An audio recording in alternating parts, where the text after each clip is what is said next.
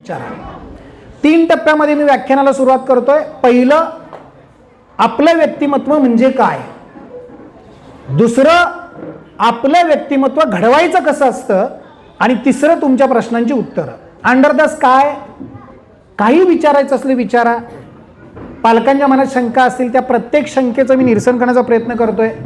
फक्त काळजीपूर्वक 1 तास बसून राहा आणि काहीतरी तुमच्या आयुष्यात मिळेल. इतर व्याख्यानं वेगळी असतात आणि हे व्याख्यानाचं वेगळं आहे जे तुम्हाला आयुष्यात वळण देईल करिअर प्राप्त करण्यासाठी.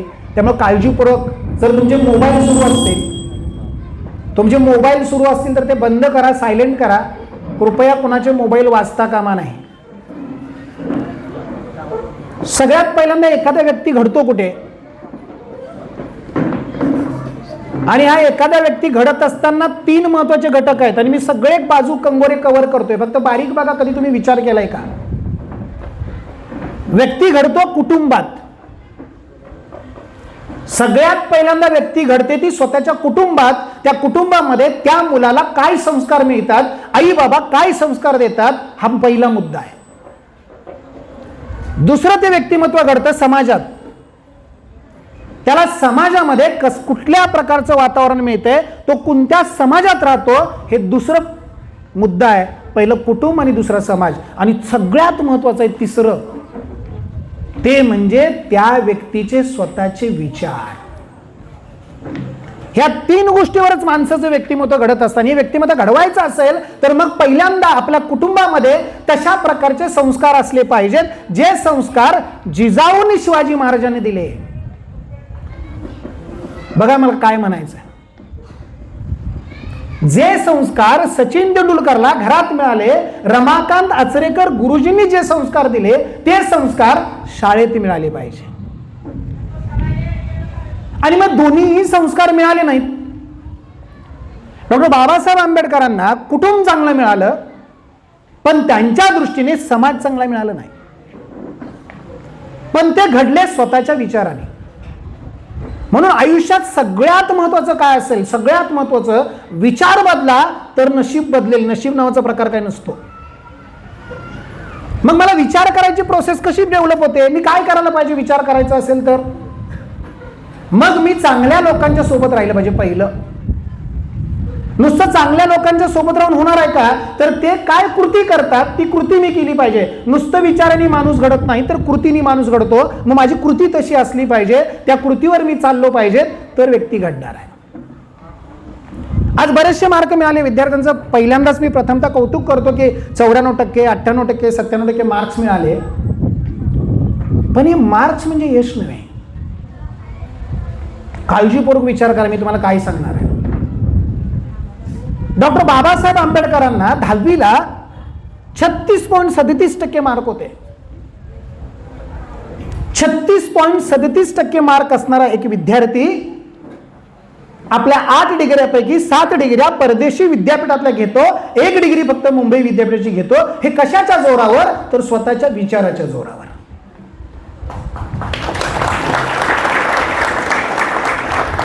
मग मलाही माझ्या आयुष्यामध्ये मोठं व्हायचं आहे.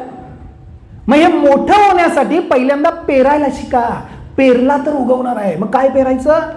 विचार पेरायची. बिरदेव ढोणी गेल्या वर्षी आपण कार्यक्रम घेतलाय. काय मिळालं असेल त्याला? आपले आईबाप थोडेसे अशिक्षित असतात, शिकलेले नसतात, पण शहाणे असतात. शिकलेली माणसं सगळी शहाणी असतात असं नाही. मी काय म्हणतो बघा, काळजीपूर्वक वाक्य ऐका माझं. आपले आईबाप कदाचित 4 पुस्तकं शिकले नसतील, पण ती शहाणे असतात, कारण त्यांनी अनुभव पाहिलेले असतात, त्यांनी खूप पावसाळे काढलेले असतात. माझे आईबाप अडाणी आहेत म्हणून मी अडाणी राहायचं नाही. पण आता अट अशी आहे, जग व्यासपीठ झालंय, जग खुलं झालंय तुम्हाला. तुम्ही कुठल्याही विद्यापीठात जाऊन कुठलीही डिग्री घेऊ शकता. मग मी लिमिटेड शिकायचं का शाळेत? ज्यांना 97% मार्क्स पडले किंवा जो विद्यार्थी फेल झाला त्याचं एक अनालिसिस करा, डोळ्यासमोर घ्या. फेल झाला का फेल झाला? त्यांना अभ्यास केला नाही म्हणून फेल झाला. 97% का मार्क्स पडले? तर त्यांना अभ्यास केला म्हणून 97% मार्क्स पडले. लक्षात ठेवा. मग तुम्ही जर कष्ट घ्यायला शिकलात, काही गोष्टी फक्त डोक्यात ठेवा, मला इतके कष्ट करायचे आहेत ना, कष्ट, माझे कष्टच माझ्या विजयाचा आवाज करते. तोपर्यंत सातत्याने कष्ट करत राहा. कुठली संकल्पना समजली नाही ना, ती समजून घ्या. अभ्यासाच्या पद्धती एक 4 पद्धती मी तुम्हाला सांगतो आणि करिअरकडे येतोय. हे मुळातच कुणाला माहित नाही करायचं काय आहे. प्रत्येक जण अभ्यास करतो, मग यशस्वी का होत नाही? प्रत्येक जण लायब्ररीत जाऊन बसतो, मग यशस्वी का नाही होत? त्याच्या पाठीमागे त्याची समज काय, त्याचं अंडरस्टँडिंग काय, दॅट इज व्हेरी इम्पॉर्टंट. एखादा विषय समजून घेणं, एखाद्या विषय आकलन करून घेणं आणि तो विषय परफेक्ट समजलाय का? मला समजला असेल तर तुम्हाला पाठांतराची गरज नाही. आणि मग या पुढे स्पर्धा परीक्षेमध्ये तुम्हाला उपयोगाचं आहे. पाठांतर उपयोगाला येत नाही, आकलन उपयोगाला येतं, तुमचं वाचन उपयोगाला येतं. आणि म्हणून कुठलीही गोष्ट, विद्यार्थी जास्त आहेत म्हणून सांगतो, समजून घ्या. जोपर्यंत तुम्ही समजून घेणार नाही असं का, तोपर्यंत तुम्हाला ते कळणार नाही. मग तुम्ही पाठ कराल, मग पाठ करायला जास्त वेळ द्याल, मग दिवसभर अभ्यास कराल, मग तुम्हाला कंटाळा येईल. अभ्यास दिवसभर करायचा नसतो, अभ्यास स्लॉट मध्ये करायचा असतो. अभ्यासाची पहिली टेक्निक आहे पिगी मेथड, जी खुंटी मेथड आहे. जो तुम्ही अभ्यास करताय तो रिकॉल करता आला पाहिजे. अभ्यास म्हणजे बघा, अंडरस्टँडिंग, रिकॉल अँड रिमेंबरिंग. अभ्यास पहिल्यांदा समजून घ्या, अभ्यास आठवण्याचा प्रयत्न करा, अभ्यास स्टोरेज करण्याचा प्रयत्न करा. आज तुम्ही जे शिकलाय तेच तुम्हाला स्पर्धा परीक्षेमध्ये. आज 10वीच्या विद्यार्थ्यांचा सत्कार केला, भारत आणि ब्राझील, तेच तुम्हाला आहे. ब्राझीलच्या अमेझॉन नदीच्या मुखाची लांबी किती कोण सांगेल? 10वी झालेली विद्यार्थिनी आत्ताची विसरून गेले मी, कारण परीक्षेपुरतं केलं. 333 किलोमीटर आहे. मग तो अभ्यास परत तुम्हाला करायचा का? नाही. मी जो अभ्यास करतोय तो माझ्या डोक्यात बसला पाहिजे आत्ताच. मग काहीही मला विचारू द्या, त्याचं उत्तर मला आलं पाहिजे. तो अभ्यास, परीक्षेपुरता अभ्यास करू नका मित्रांनो. फक्त तुम्हाला टक्केवारी मिळतील, तुम्हाला डिग्री मिळेल. डिग्री आणि नोकरी याचा संबंध संपलेला आहे. तुम्ही जोपर्यंत तुमचे सॉफ्ट स्किल डेव्हलप करणार नाही. सॉफ्ट स्किल म्हणजे काय? सिंपल गोष्टी आहेत. म्हणजे मला टायपिंग आलं पाहिजे, मला स्पोकन इंग्लिश चांगलं आलं पाहिजे, म्हणजे माझं कम्युनिकेशन चांगलं पाहिजे, मला फेटा बांधता आला पाहिजे. ज्या मित्रांनी मला फेटा बांधला त्याचे मी पाय धरले, त्याला वाटलं असेल की पाय काय धरले, तर त्या कलेसाठी पाय धरले. जरी ती माझ्यापेक्षा व्यक्ती छोटी असली तरी ती कला आहे. कलेचा आदर करायला शिका. कारण तुम्हाला भविष्यात फेटे बांधण्यावर उद्योग करतात. कोल्हापुरात फेटेवाल्यांची लाईन आहे बघा, आहे. समाजातलं निरीक्षण चांगलं करा. समाजात काय कमी तिथं मी असलो पाहिजे, बस पहिलं निरीक्षण करा. दुसरा अनुभव घ्या. आता फेटा बांधत असताना एक माणूस फेटा बांधतोय पण 100 जण बघतायत, पण कोण म्हणत नाही की मला पुढच्या वेळेला मला फेटा बांधायचा आहे. तुमच्यापैकी उभा राहायला पाहिजे, मलाही फेटा बांधायला शिकव दादा, मीही फेटा बांधायला शिकणार आहे. धोतर तर हळूहळू कमीच होत चालले. ह्या कला आहेत, हे पैसे देऊन लोक घेत आहेत. तुम्हाला ड्रेपरी म्हणून विषय असतो बघा, तुम्ही थोडंसं शहराशी उपनगरात टच आहात, मग तुम्हाला माहीत असेल. पण शहरामध्ये धोतर नेसायला, फेटे बांधायला लोकांना पैसे द्यावे लागतात. आणि या सगळ्या शिक्षणाचा मूळ अर्थ काय मी तुम्हाला सांगतो आणि मग पुढे येतो. तुम्ही जितकं शिक्षण घेता ना, त्या शिक्षणाचं तुम्हाला कन्व्हर्जन अर्थार्जनामध्ये करता आलं पाहिजे. बस प्रामाणिकपणे, कुणाची मुंडी मुरगळून नव्हे. भ्रष्टाचार करून मोठं व्हायचं नाही आपल्याला. आपल्याला श्रीमंत व्हायला सगळ्यांना अलाउड आहे. आकाश रिकामी आहे तुमच्यासाठी. पण श्रीमंत कसं व्हावं, कारण आपल्याकडे माइंडमध्ये विचार काही आहेत श्रीमंत माणसांच्या बद्दल. आपण चुकीचं बोलतो, हे पहिल्यांदा डोक्यातनं काढून टाका. श्रीमंत व्हायचं असेल तर पहिला आपला विचार श्रीमंत पाहिजे. Think rich and grow rich. आपण विचारच मोठा केला पाहिजे. आणि जेव्हा आपण मोठा विचार करतो त्याच वेळा आपण मोठं होतो. मग मला काय करायचं? विद्यार्थी दशेमध्ये आत्ता तुमचे प्लॅन तयार पाहिजेत. ज्यांची 10वी झाले त्यांनी काय करायचं आहे? सायन्सला घेऊ, आर्ट्सला घेऊ, कॉमर्सला घेऊ. 3 क्षमता तुमच्याकडे आहेत. आवड, ज्या क्षेत्रात आवड आहे त्या क्षेत्रात स्वतःला झोकून द्या. आता आशा भोसलेंचं निधन झालं, लता मंगेशकरचं निधन झालंय. लता मंगेशकरला कोणी म्हणलं असतं की तू कबड्डीपट्टू हो, तर त्या होऊ शकल्या नसत्या. तेंडुलकरला कोणी म्हणलं असतं तू गायक होतो, तर तो होऊ शकला नसता. पहिली स्वतःची क्षमता ओळखा की मला आवडतंय काय, माझी क्षमता कशात आहे, माझ्या आवडीचा विषय काय आहे, काय आवडतंय. क्षमता नाही ना, प्राप्त करा. क्षमता डेव्हलप करता येते. स्वतःची क्षमता डेव्हलप करता येते, त्यासाठी कष्ट घ्या.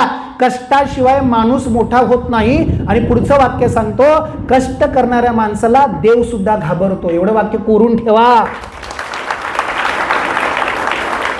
आज जी खुर्चीवर माणसं बसलेत ना, कष्ट केल्यामुळे तिथे आलेत. तुम्ही जे बसलाय ना, कदाचित खुर्ची इकडची तिकडे असेल, पण तुम्ही पण कष्ट करूनच पुढे आलेले आहात. पहिल्यांदा मुलांना काय शिकवा, तर कष्ट करायची सवय शिकवा. आपण काय करतो, मला मिळालं नाही ते मुलाला देण्याचा प्रयत्न करतो, पण याच्यातून संस्कार द्यायचा प्रयत्न करा, पैसे द्यायचा प्रयत्न करू नका. तीच मुलं मोठी होतात आयुष्यात ज्याला पैसा कसा आला हे कळालं. अजून एक गोष्ट जाता जाता सांगतो, किंवा जो मुलगा किंवा मुलगी स्वतःच्या पालकाचे हात धरून शाळेत येतात ना, ती मुलं मोठी होतात. आणि ज्या मुलाचे हात धरून पालक येतात ना, ती मुलं छोटी राहतात, लक्षात ठेवा. म्हणून तिथे आवड असली पाहिजे. सुरुवातीच्या काळामध्ये आपण बघतो मुलाला इंटरेस्ट नसेल शाळेत घालतो, कारण माहिती आहे शाळा शिकून मोठं होतं, निश्चितपणे होतं. पण ह्या गोष्टीमध्ये त्या मुलाला विचार करायची प्रोसेस कळली पाहिजे, आणि तो विचार करत करत करत मग पुढे आयुष्यात मोठा होतो. हे आपल्याला द्यायचं आहे. आज मुलांच्या प्रत्येक घरात मी साधे एक 10 गोष्टी फक्त विचारतो, ते घर मोठं होणार का छोटं मी लगेच सांगतो. किती घरांच्या मध्ये स्वतःची पुस्तकाची लायब्ररी आहे? हातवर करते कोण? एक. व्हेरी गुड, टाळ्या वाजवा त्यांच्यासाठी. सर, तुमचं घर कधी सपाट होणार नाही तुमच्या घरात पुस्तकाचं कपाट असलं की, लक्षात ठेवा. ज्यांच्या घरात पुस्तकाचं कपाट नाही ती घरं आपोआप सपाट व्हायला चालू होतील, कारण ती मोबाईलमध्ये डोकं घालून बसते. त्यामुळे आज एक संकल्प करा. तो काय संकल्प आहे? तो संकल्प असा आहे, सर्वाधिक काय व्हायले, ओके वाऱ्यामुळे पुढे.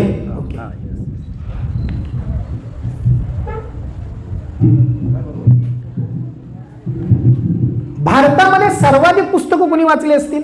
कोण सांगते? सर्वाधिक पुस्तकं कळते ना विद्यार्थ्यांनी? आता सामील व्हा, मी हळूहळू तुम्हाला सहभागी करून घेणार आहे, गप नाही बसायचं. कोणी पुस्तकं वाचली ती सर्वाधिक भारतात? कोण सांगतंय? बोलायला शिका. ठीक आहे, कुठेतरी आवाज येतोय. डॉक्टर बाबासाहेब आंबेडकर, विवेकानंद नाही. पुढे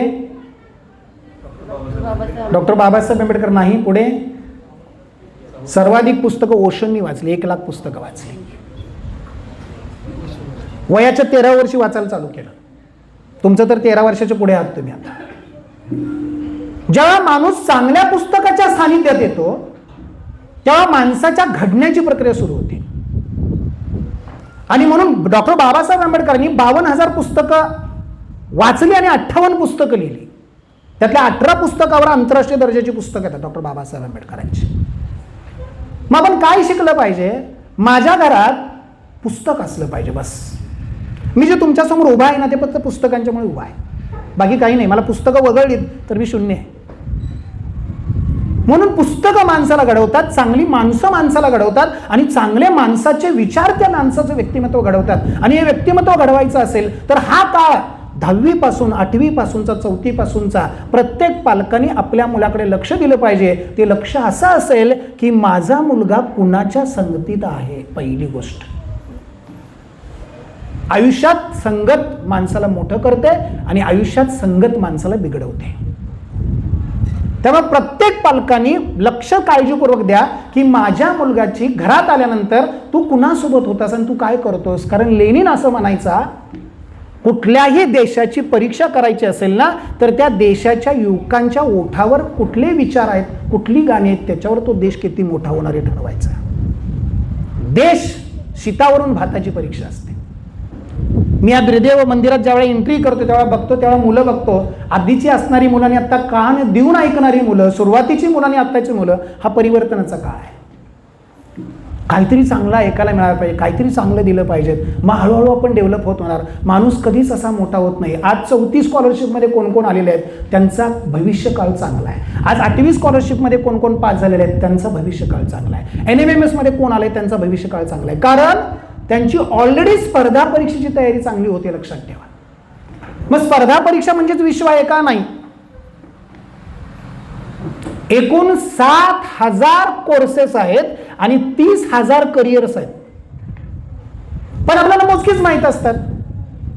12वी झाली, नीट, JEE, CDS, NDA, staff selection, जास्तीत जास्त लॉ, CET 5 वर्ष, 3 वर्ष बस.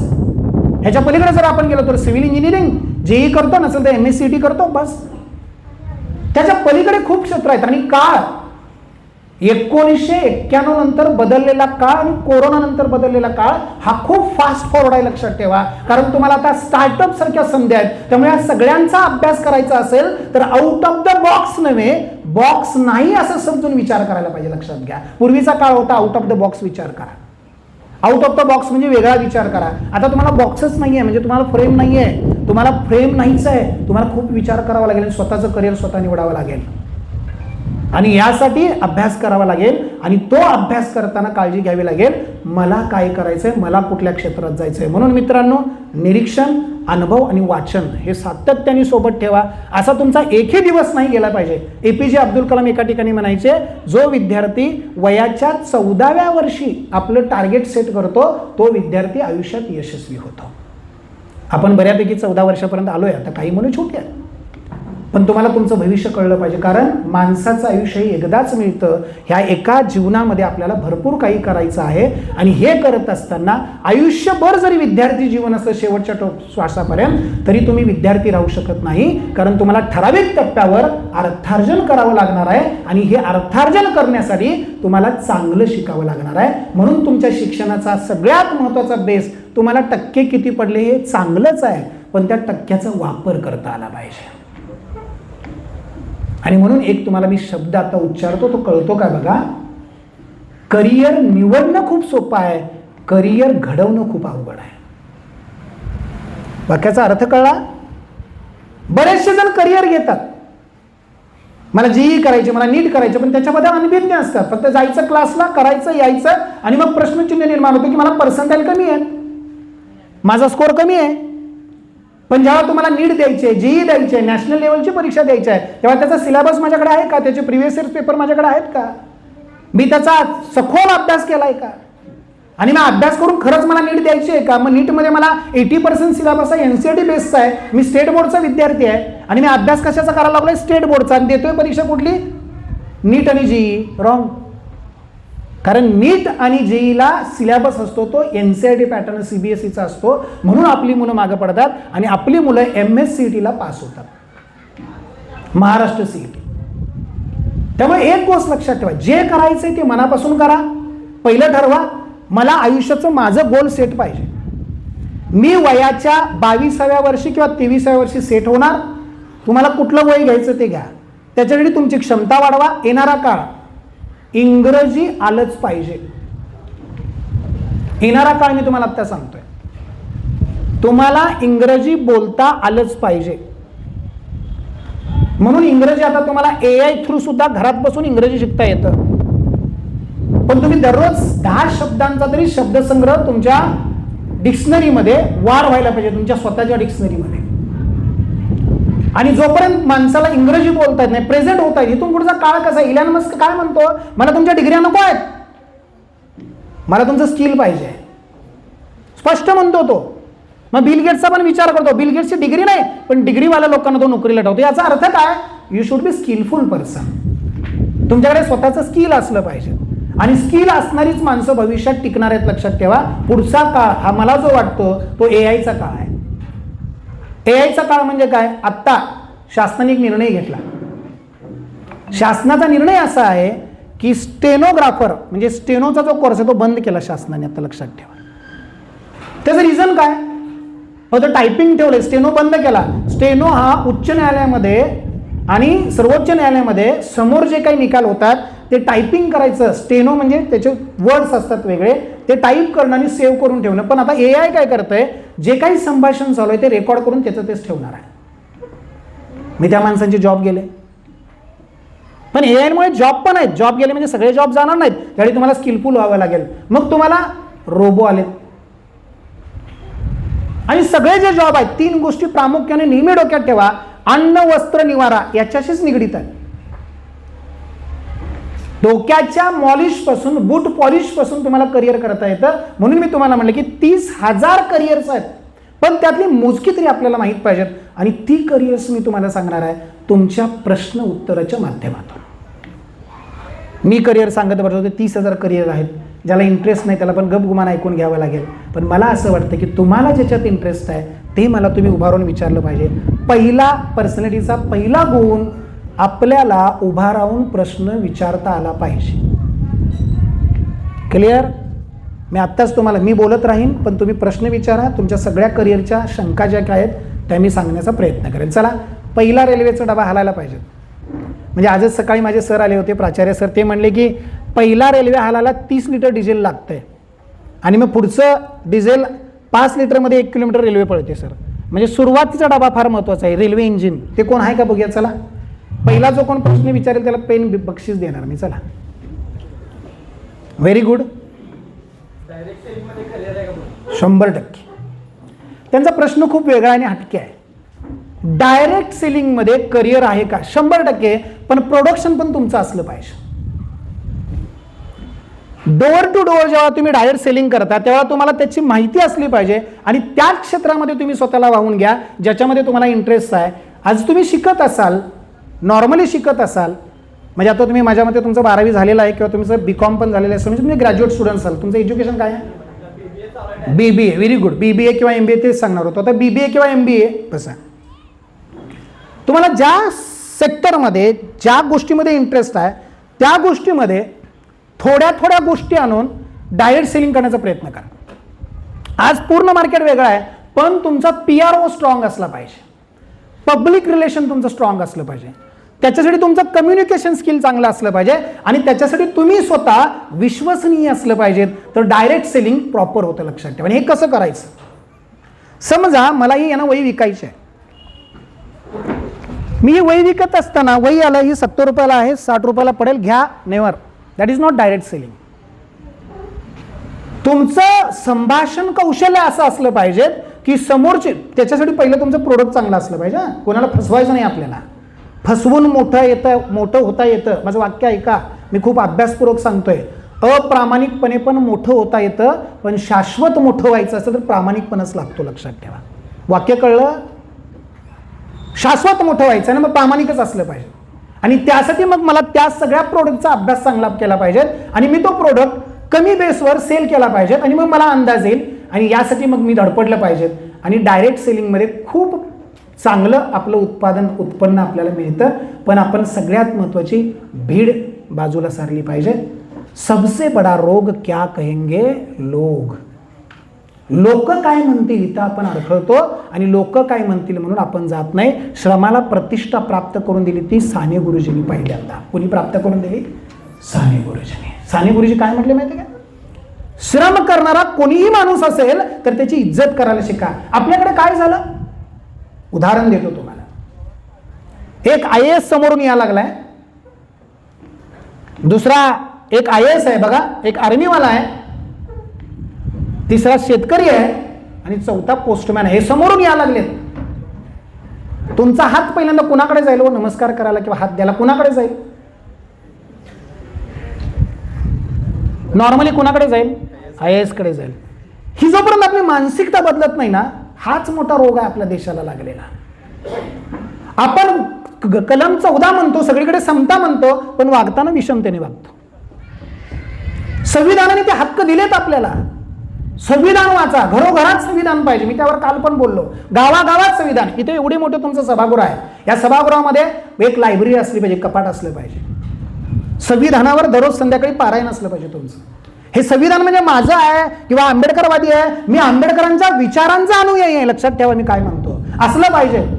ही माणसं जातीच्या पलीकडे गेलेली आहेत, ही माणसं समाजाच्या पलीकडे गेलेली आहेत आणि म्हणून मग आपण ते वाचलं पाहिजे. आपण कुठे अडकलो? अजून आपण जातीपातीतच आहे. म्हणून संविधान वाचलं पाहिजे. आणि हे जर केलं डायरेक्ट सेलिंग, आणि तुझी पर्सनॅलिटी आहे बाळ, मला कळतं. When I talk with you मला सगळ्या गोष्टी कळतात.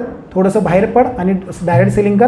पण डायरेक्ट सेलिंग करताना सुरुवातीला ओळखीच्या माणसांच्या सोबत कर, नंतर अनोळखी माणसांच्या सीर. ओळखीच्या माणसात तुझं सेलिंग होईल 100 पैकी 90, पण अनोळखी माणसाच्या मध्ये 100 पैकी 50 जरी सेलिंग झालं तर you are on proper way. Clear? Direct तुला इंटरेस्ट कशात आहे डायरेक्ट सेलिंग मध्ये? डायरेक्ट सेलिंग मध्ये आता BBA चालू आहे. बरं, प्रोडक्ट मध्ये इंटरेस्ट आहे. प्रोडक्ट कर, काही प्रॉब्लेम नाही. आता तुम्हाला प्रॅक्टिकलला पण असतं BBA नंतर MBA ला तुम्हाला सेलिंग करावं लागतं. अजून काय विचारायचं आहे? आणि काय नाही. Are you satisfy? Yes sir. Okay sit Okay, thank you. हां नेक्स्ट. हां तुम्ही म्हणाला की वयाच्या 14व्या वर्षी म्हणजे इयत्ता 8वीमध्ये असताना मुलं त्यांचं करिअर निवडू शकतात का? 100% बस असा. यासाठी मुलाचा कल त्यांचे शिक्षक आणि पालक समर्थ असले पाहिजे. आपल्याकडे मुलाला वयाच्या 28-29व्या वर्षापर्यंत लग्न लावस्तोपर्यंत पालकच सांभाळतात, हे सगळ्यात वाईट आहे. त्याला कळायला लागलं की त्याला बाहेर सोडून टाका. पहिल्यांदा आपल्या मुलाला कळायला लागलं की त्याला पहिल्यांदा स्वावलंबी बनवायला शिका, त्याला परावलंबी करा, आपल्यावर अवलंबून राहायला शिकवू नका. ते आपोआप विचार करायला लागतंय. जोपर्यंत त्याला सगळं मिळतंय ना घरात, तोपर्यंत ते विचार करत नाही. कारण तीच माणसं मोठी झाल्यात ज्यांचे आई बाबा लवकर वारल्यात. डोक्यात विचार करून बघा, सगळ्यांची हिस्ट्री काढून बघा. जेव्हा तुम्ही पर्याय कट करता ना, पर्यायच कट करता तुम्ही. शहाजी भोसले गेले, पर्याय कट करून टाका. तेव्हा कळायला लागते मग स्वतःच्या अस्तित्व मी कोण आहे याच्यावर माणसं विचार करायला लागतात. मग तुम्ही तुमच्या मुलांना, हे मी उदाहरण म्हणून सांगितलं, याचा अर्थ नाही तुम्ही आहात तर त्या मुलाला घेऊन बसा, शिक्षकाच्याकडे जावा आणि योग्य एज्युकेशन काउन्सिलर त्याचे 8वी पर्यंतचे मार्क बघा, त्याला कल कशात आहे बघा आणि त्या दृष्टीने तुम्ही त्याला आत्तापासूनच बीज करा. आता उदाहरणात मी तुम्हाला सांगतो. तुमचा मुलगा किंवा मुलगी आले कुठे आहे? ये बाळ इकडे, ये इकडे सांगतो. मी घरगुती आहे, तुमचा घरातला मोठा भाऊ असा समजा आणि जे कोण माझ्यापेक्षा मोठे आहेत त्यांचा मी छोटा भाऊ असा समजा. ओके. अंड कसं आहे आज? अंड मार्केटमध्ये कसं आहे? एक अंड्याचा दर काय? 6.5, 6, 6.5. कांदा कसा आहे? तुम्हाला दुसरं विचारतो, सोन्याचा दर विचारतो.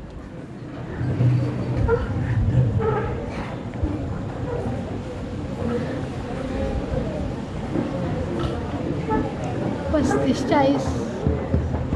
ठीक आहे. म्हणजे मी तुला काय म्हणतोय, मला काय म्हणायचं लक्षात आलं?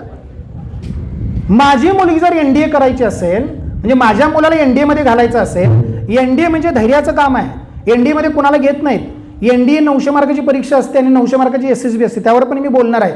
पण माझ्या मुलाला मी घरात अंड फोडायला दिलं नाही तर ते एनडीए कसं होईल?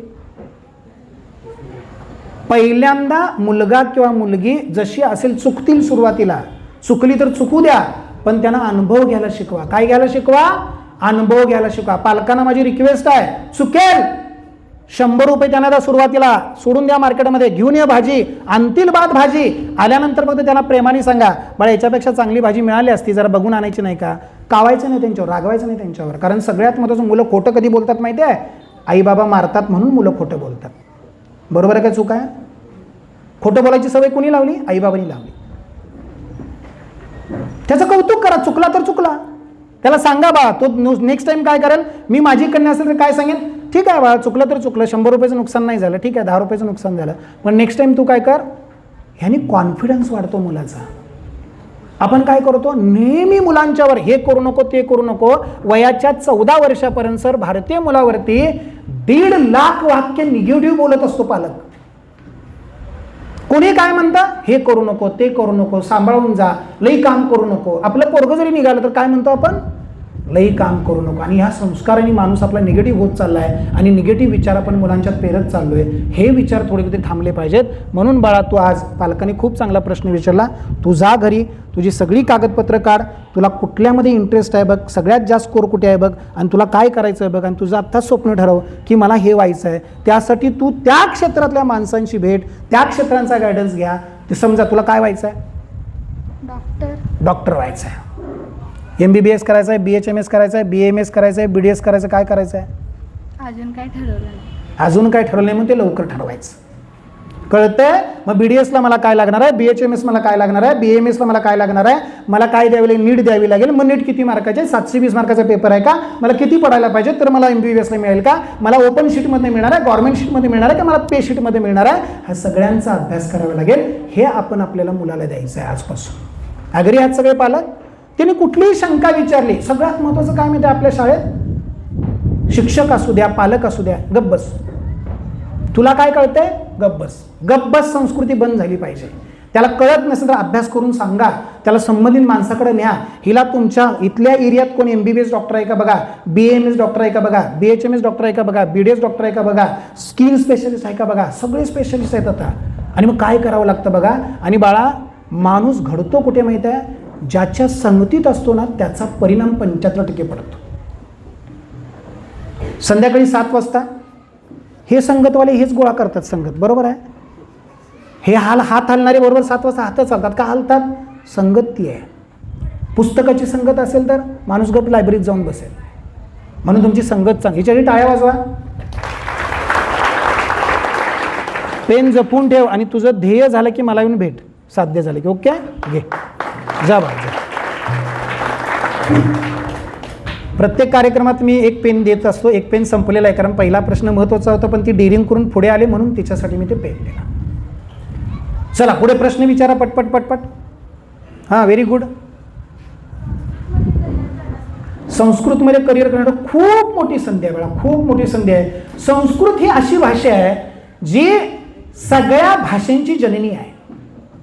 मराठी भाषेची पण जननी ती. आपण अभिजित भाषा दर्जा मिळाला, ठीक आहे, आपण आपल्या मराठी भाषेचं कौतुक करतो म्हणून पुढे आहे. पण संस्कृत भाषेमध्ये अगाध नॉलेज आहे आणि हे अगाध नॉलेज कॅच करायचं असेल तर आत्तापासूनच संस्कृत कर. संस्कृत तुला आता तुझं एज्युकेशन काय झालंय, 12वी नंतर सरळ BA संस्कृत घे, BA संस्कृत MA संस्कृत कर, MA संस्कृत PhD कर, संस्कृतमध्ये संशोधन कर. संस्कृतला भविष्यात खूप मागणी आहे. संस्कृत शिकण्यासाठी तुला बाहेरच्या लोकांना शिकवण्यासाठी तुला अब्रॉडला जाता येतं. जर्मनीमध्ये खूप मोठ्या संधी आहेत तुला संस्कृत शिकवायला. आणि परदेशी लोक आपल्या संस्कृत भाषेचा पुन्हा अभ्यास करायला लागलेत कारण सर्वात जास्त ज्ञान हे संस्कृत भाषेत आहे. त्यामुळे संस्कृतला खूप मोठं करिअर आहे. इव्हन तू UPSCला संस्कृत ठेवू शकतेस, MPSCला ऑप्शनल संस्कृत ठेवू शकतेस. त्यामुळे आत्तापासून संस्कृत कर. आणि ज्याचं संस्कृत चांगलं त्याची बुद्धी स्मरणशक्ती चांगली असते. जसं मॅथ्स चांगलं असतं तसं संस्कृत, कारण संस्कृत श्लोक जे आहेत ते बोलत असताना उच्चार आणि स्मरणशक्ती स्ट्रॉंग होते. म्हणून आतल्या आत जास्तीत जास्त आपले जे आपण म्हणतो, जे आपण वर्णव्यवस्था केले, ब्राह्मण हे हुशार असतात. ब्राह्मण असा कुठला वर्ग नव्हता. ज्या वेळेला आपले गौतम बुद्ध होते त्यांनी ब्राह्मण हा शब्द वापरला होता. त्याचा अपभ्रंश होऊन पाली भाषेमध्ये तो ब्राह्मण झाला. जो हुशार असतो त्याला ब्राह्मण म्हटलं जातं. मग आम्ही सगळे हुशार आहोत म्हणजे आम्ही पण कोण आहोत, लक्षात ठेवा. वर्णव्यवस्थेत नका अडकू, त्या व्यवस्थेमध्ये अडका. Very good. संस्कृतमध्ये पण तुला संस्कृतमध्ये आवड आहे तर त्याच्यातच करिअर कर. संस्कृतमध्ये PhD करता येते, सेटनेट पण करता येतं, ॲज अ लेक्चरशिप पण करता येतं. तुला कालिदास संस्कृत विद्यापीठ आहे तिथे तुझं ॲडमिशन घेऊ शकतेस. Very good. नेक्स्ट, आर्ट्समधून करिअर करायला 150 ऑप्शन्स आहेत. सायन्समधून करिअर करायला 350 ऑप्शन्स आहेत. आणि कॉमर्समधून करिअर करायला 250 ऑप्शन्स आहेत. त्यामध्ये फक्त प्युअर कॉमर्स करायचं असेल तर 50% म्हणजे 50 ऑप्शन आहेत. त्यातलं मी तुम्हाला आर्ट्समधलं सांगतो. ज्याला कमी मार्क आहेत, आपण जनरली म्हणतो जास्त मार्क असणारा हुशार तो सायन्स. हुशार आणि ढ असलं काय नसतंय बरं का. ज्याचं नशीब स्पार्क होतंय का नाही, नशीब इन द सेन्स मी म्हणतो ज्याला कळतंय की मला इथे अभ्यास करायचा आहे, ते पोरगं आयुष्यात मागं पडत नाही. त्यामुळे अजिबात कम्पेअर करू नका. आज 35% आहेत म्हणून त्याला ढ समजू नका. मीही तसाच होतो. मला काही लई टक्के नाही आहेत पण मला कळालं कुठल्या टप्प्यावर काय करायचं. त्यामुळे पहिला मुलाचा कॉन्फिडन्स वाढवा. आर्ट्समधून तुम्हाला UPSC MPSC सगळ्या प्रकारच्या स्पर्धा परीक्षा देता येतात. आर्ट्समधून तुम्हाला जर त्याची बुद्धी चांगली असेल तर लेखक होता येतं, दिग्दर्शक होता येतं, पत्रकार होता येतं. तो पत्रकार बंधू होते गेले वाटतं, पत्रकार होता येतं. तुम्हाला खूप मोठ्या संधी आहेत आर्ट्समधून. म्हणजे मी तुम्हाला ते 150 संधी आहेत आर्ट्समधून तुम्हाला करिअर करायच्या. पण त्या मुलाला वाचनाची आवड असली पाहिजे. त्या मुलाला स्वतःची इनोव्हेशन्स करता आले पाहिजेत. म्हणजे लेखन चांगलं करता आलं पाहिजे. निश्चितपणे आर्ट्स हा कलाक्षेत्राशी निगडीत आहे. त्यामुळे तो चांगला चित्रपट काढू शकतो, चित्रपटाचं लेखन करू शकतो, तो कविता चांगल्या करू शकतो, तो काही करू शकतो. कारण आज आमच्या साताऱ्याच्या अखिल भारतीय 99व्या साहित्य संमेलनाचे मराठी साहित्य संमेलनाचे अध्यक्ष विश्वास पाटील हे जरी अधिकारी असले तर त्यांची लेखक म्हणून फार मोठी ओळख आहे, लक्षात ठेवा. त्यामुळे लेखक म्हणून सुद्धा मोठं होतं. पण त्या मुलांनी आर्ट्सला घेतलं म्हणून टेम्पररी सुपर गाईड करून अभ्यास करायचा नाही. त्यांनी मूळ पुस्तके घेऊन अभ्यास करा. आपली मुलं काय करतात, परीक्षा आली की सुपर गाईड करतात आणि सुपर गाईड वाचून पास होतात. त्याला माझ्या हस्ते 0 मार्क आहेत. म्हणून रेफरन्सेस वाचले पाहिजेत आणि मोठी मोठी पुस्तकं वाचून ज्ञान आत्मसात केलं पाहिजे. माहिती नव्हे आणि पाठांतर नव्हे. क्लिअर. नेक्स्ट, चला पटपट. खूप क्षेत्र आहेत त्या क्षेत्रापर्यंत तुम्हाला यायला पाहिजे. मग ती क्षेत्र माहीत नसेल तर तुम्ही मला विचारा की हे क्षेत्र मला माहीत नाही, मला नेमकं काय करायचं. बोला. स्पर्धा परीक्षा जी चालू आहे, स्पर्धा परीक्षेमध्ये टेक्निकली स्पर्धा परीक्षा आणि जे सोशल वर्कमध्ये असणारी स्पर्धा परीक्षा आहे, ग्रामसेवकपासून जे IAS अधिकारीपासून जे काही स्पर्धा परीक्षा आहे त्यामध्ये कुठला स्पर्धा परीक्षेचं एक 2 प्रकारचा अनुभव पकडला जातो. मग आज बरेच विद्यार्थी आहेत की ते स्पर्धा परीक्षा कुठल्या अंगाने जाणं गरजेचं आहे आणि त्याला कुठले ABCD प्लॅन असणं गरजेचं आहे. जसं टेक्निकलच्या बाबतीत कसा असावा आणि जे सोशल वर्कच्या माध्यमातून असावा, यामध्ये कुठल्या बुद्धिमत्तेच्या विद्यार्थ्यांनी कुठल्या पातळीची स्पर्धा परीक्षा पकडावी जेणेकरून कमीत कमी वेळेमध्ये त्यांनी त्यामध्ये सिलेक्ट व्हावं. टेक्निकल आणि नॉन टेक्निकल अशा 2 प्रकारच्या परीक्षा असतात. टेक्निकलला तुमची डिग्री टेक्निकल व्हायला पाहिजे, म्हणजे मेकॅनिकल असेल, ऑटोमोबाईल असेल, या गोष्टींना टेक्निकल म्हणतो. टेक्निकल ग्रुपमध्ये एअरमन X ग्रुप आणि एअरमन Y ग्रुप अशी परीक्षा असते. आता तुम्ही आर्मी टेक्निकल म्हटलात तर तुम्ही 12वी सायन्सचे विद्यार्थी पाहिजे. 12वी GD मध्ये जायचं आहे, 11वी करून तुम्हाला आर्मीमध्ये जायचं. आर्मी MR करता येते, तुम्हाला GD करता येते. तुम्ही ज्या विषयातून डिग्री घेतलाय तीच डिग्री जर चालत असेल तर दॅट इज कॉल्ड टेक्निकल. आणि तुमची डिग्री नॉर्मल आहे, एनी डिग्री, MPSCला एनी डिग्री चालते. अपवाद फक्त अकाउंट फायनान्स ही पोस्ट सोडून, कारण अकाउंट फायनान्स या पोस्टला फक्त कॉमर्सवाला लागतो. तसं काही पोस्टला, आता तुम्हाला RTO व्हायचं आहे किंवा AMVI ची परीक्षा द्यायची आहे तर त्याला तुम्हाला डिग्री इंजिनिअरिंग लागते. 10 इंजिनिअरिंगपैकी 1 इंजिनिअरिंग पाहिजे. जर मेकॅनिकल आलं, ऑटोमोबाईल आलं, प्रोडक्शन आलं चालतं. नसेल तर तुम्हाला फिजिक्स किंवा मॅथ्स विषय लागतो. तोही विद्यार्थी असिस्टंट मोटर व्हेकलला बसू शकतो. स्टाफ सिलेक्शनच्या परीक्षा असतात ज्या नॉन टेक्निकल आहेत आणि काही टेक्निकल पण आहेत. नॉन टेक्निकल परीक्षेसाठी स्टाफ सिलेक्शनचे 2 प्रकार असतात. आफ्टर 12वी CHSL परीक्षा असते, CHSL परीक्षा असते आणि आफ्टर ग्रॅज्युएशन CGL असते, कंबाईंड ग्रॅज्युएट लेवलची परीक्षा असते. त्याही टेक्निकल आणि नॉन टेक्निकल अशा परीक्षा असतात. याला अगदी सिलेबस समान असतो. त्यामुळे पहिल्यांदा ज्याचं प्लेन ग्रॅज्युएशन आहे, कॉमर्स, आर्ट्स, सायन्स म्हणजे BSc, ते कुठलेही नॉन टेक्निकल परीक्षा देऊ शकतात. पण टेक्निकलसाठी जे लागणार आहे नॉलेज ते ऑटोमोबाईल, मेकॅनिकल किंवा आता तुम्हाला समजा मेडिकल ऑफिसरची परीक्षा द्यायची, MPSC थ्रू मेडिकल ऑफिसरची परीक्षा होते तर त्याला MBBSच लागतो. त्यामुळे तुम्ही पहिल्यांदा सगळ्यात महत्त्वाचं कुठली परीक्षा देणार आहात त्याचा रोडमॅप बघा, वेबसाईटवर जा. तुम्हाला अजून एक मी संधी सांगतो, विसरणार नाही, ती आत्ताच लक्षात आली. ती तुम्ही MOOCS नावाचं एक ॲप आहे, MOOCS. ह्या ॲपवर तुम्हाला 7,000 कोर्सेस मिळतात. त्यातले काही फ्री कोर्सेस आहेत आणि काही पेड कोर्सेस आहेत.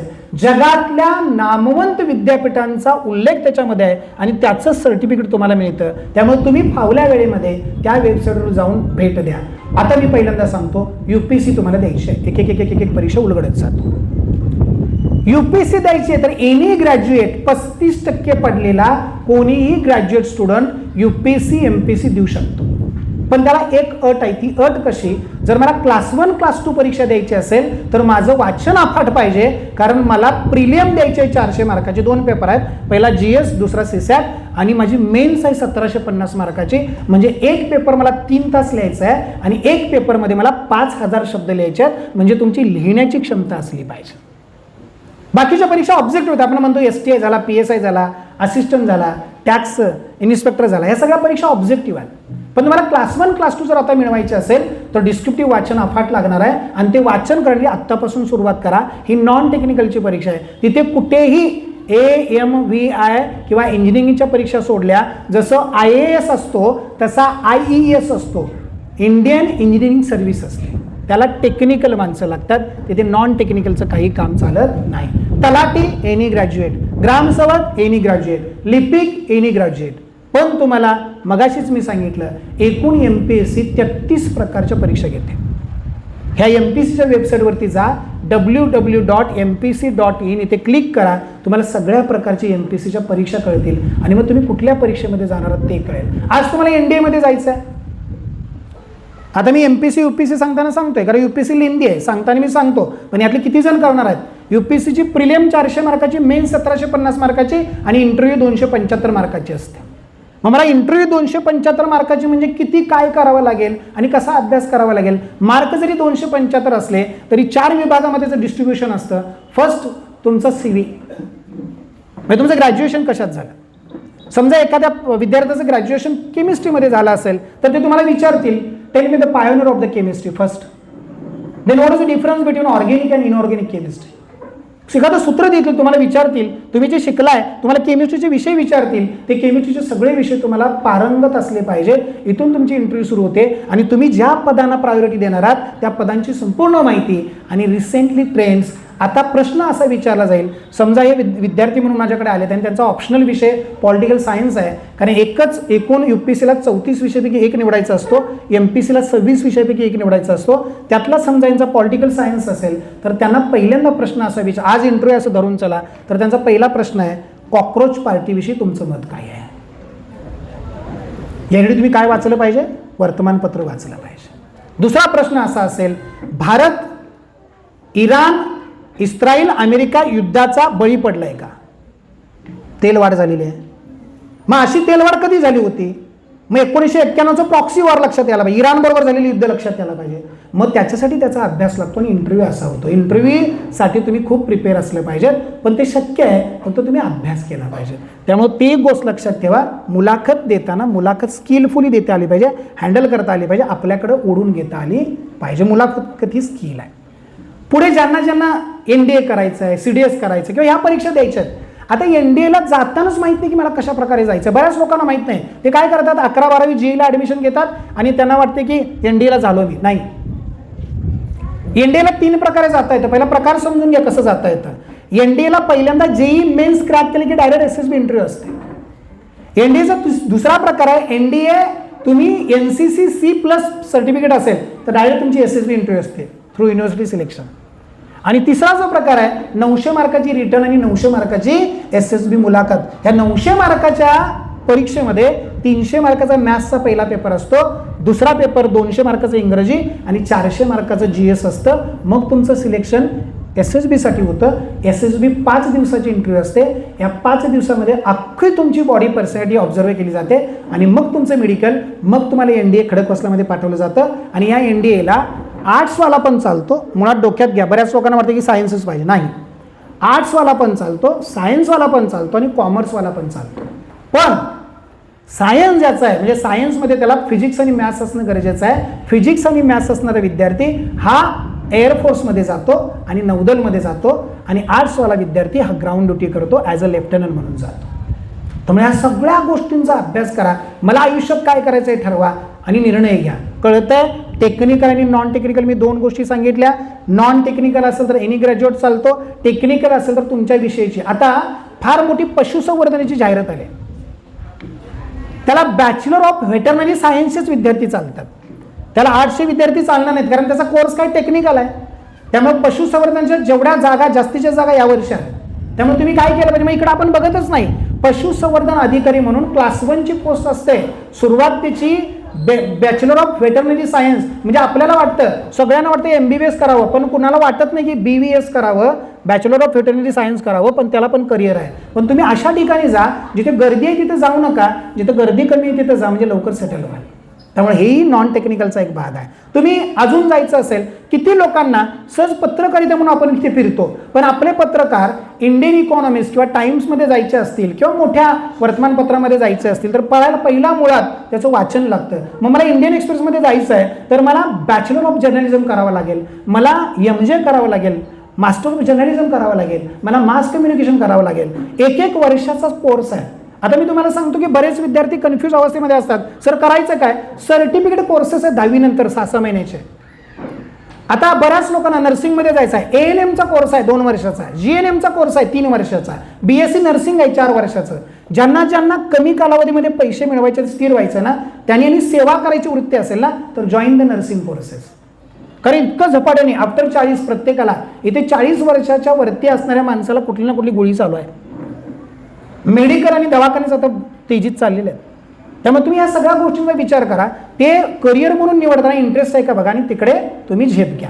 नेक्स्ट कुणाचे प्रश्न आहेत त्या अनुषंगाने विचारा. त्याने मी नॉन टेक्निकल आणि टेक्निकल दोन्ही सांगितलंय, भरपूर सांगत जाईन पुढे. चला, हां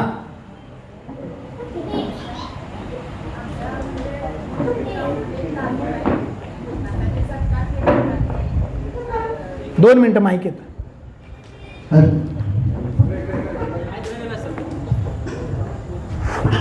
नमस्कार. नमस्कार. गडमुळशिंगीमध्ये जे आता तालीम चालू झाली आता सत्कार झाली मुलांचे, ज्यामध्ये मुलांना प्रॅक्टिस करायला भरपूर हे कष्ट करायची तयारी आहे, सगळं आहे.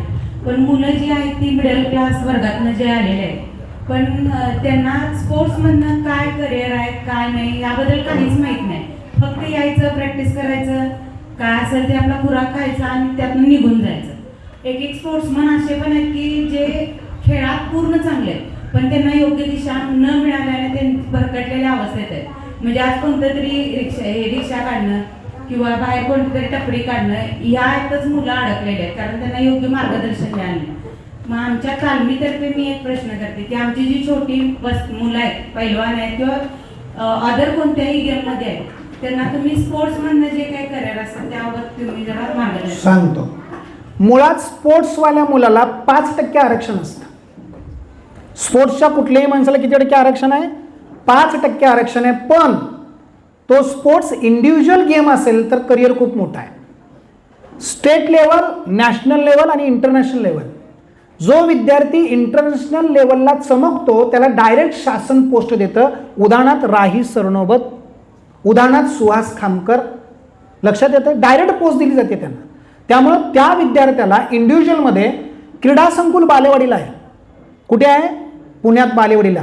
शासन सगळा खर्च करतं, तिथपर्यंत आपण पोचलं पाहिजेत. पण बेसिक इथून गोष्टी तो पैलवान म्हणून चमकला पाहिजे, यासाठी थोडे प्रयत्न केले पाहिजेत. कुठल्याही क्रीडा क्षेत्रामध्ये एकूण क्रीडा क्षेत्र आता 17 केलेत. 17 अगोदर जास्त होते. त्यामुळे तुम्ही वेबसाईटवर जा शासनाच्या आणि त्याच क्रीडा क्षेत्रामध्ये नाव कमवा ज्याचा भविष्यामध्ये आपल्याला उपयोग होणार. उदाहरणार्थ आर्चरी आहे, म्हणजे धनुष्यबाण आहे, तलवारबाजी आहे, कुस्ती आहे, वेटलिफ्टिंग आहे, भरपूर खेळ आहेत. त्या खेळामध्ये आपलं काय होतं, आपण खेळात भाग घेतो त्या कुठल्या? फुटबॉल, कबड्डी, सांघिक खेळात घेतो. सांघिक खेळामध्ये आपली इंडिव्हिज्युअल ग्रोथ होत नाही, वैयक्तिक खेळामध्ये ग्रोथ होते. आणि जर तुम्ही एखादं पदक, आता काय करायचं, समजा कोणाचं स्टेटचं पदक आहे, तो पदक घेऊन जर सर्टिफिकेट घेऊन बसला तर त्याचा उपयोग होत नाही. ते सर्टिफिकेट क्रीडा संकुलमध्ये, आता ऑनलाईन सगळी प्रोसेस झालेली आहे, तुम्हाला क्रीडा संकुलमध्ये पण जावं लागत नाही. ते सर्टिफिकेट ग्राह्य आहे का हे शासनाकडून व्हेरिफिकेशन होतं आणि त्याच्यानंतर तुम्हाला खाली एक टिप मिळते. हे सर्टिफिकेट गट ब, गट क किंवा गट अ ला चालतं. ते प्रत्येक विद्यार्थ्यांनी सर्टिफिकेट घेणं गरजेचं आहे आणि त्यासाठी 5% आरक्षण हे डोक्यात ठेवा. आणि मग आपण जात नाही. आज स्पोर्ट्सचं मेरिट किती लागतं माहिती आहे का? स्पोर्ट्सचं मेरिट, स्पोर्ट्सचा जर विद्यार्थी असेल, ओपनचा विद्यार्थी असेल, ओपनचं मेरिट 60 लागतं, तर स्पोर्ट्सचं मेरिट, पुरुषाचं स्पोर्ट्सचं मेरिट 20-21 लागतं. हा एवढा मोठा फरक आहे, पण तो गॅप भरला पाहिजे. मग आता होतंय काय, समजा तुमचा विद्यार्थी कुस्तीपटू आहे आणि तो रिक्षा काढतोय किंवा तो करतो, याचा अर्थ त्याला त्याच्यासोबत वैचारिक उंचीची पण गरज आहे, कारण त्याला त्याची दिशाच नाही आहे.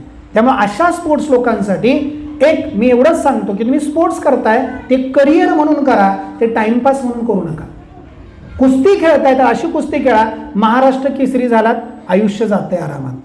आमच्या हुंदळेवाडीचा देसाई म्हणून कबड्डीपटू आहे, KPL IPL जे मध्ये चालू होतं ना, देसाई म्हणून. तर त्यांच्या वडिलांची मुलाखत परवा सहज आले होते गावात म्हणून मी त्यांची मुलाखत घेतली. सर, माझ्या मुलांनी माझं स्वप्न पूर्ण केलं म्हणले. मी शेतकरी, दोन्ही मुलं, एक आर्मीत आहेत त्यांचा मुलगा आणि दुसरा मुलगा आता कबड्डीच खेळतोय, सूरज देसाई त्याचं नाव आहे. त्यानं विचारलं की माझ्या मुलानं माझ्यासाठी सर 54 लाखाची गाडी घेतली. किती लाखाची गाडी घेतली? स्पोर्ट्समधनं करिअर केलं आणि बापाची छाती अभिमानाने फुलली. माझे 2 वाघ आहेत म्हणतो तो, 2 वाघ, म्हणजे कोटीत त्यांनी इन्कम मिळवलं. कारण असे आता खेळ झाले आणि तुम्हाला संधी मिळायला लागले, पण ते कुस्तीमध्ये जाऊन त्या लेवलला पोहोचतात का? आता मॅटवरची कुस्ती आणि मातीवरची कमी झाली. मग त्याच्यावरचे सुद्धा नियम आपल्याला लक्षात आहे, कारण सगळ्या वरच्या नॅशनल लेवलच्या मॅटवर होतात. मग आपण कुठला चित्रपट बघितला आमच्या आमिर खानचा, दंगल? मग ही माणसं मोठी झालीत ना. कोण त्या दंगलमधली मोठी झालेली प्लेयर? कबड्डीपट्टू कोण आहे? फोगट. हा, मग तिनं करिअर केलं ना.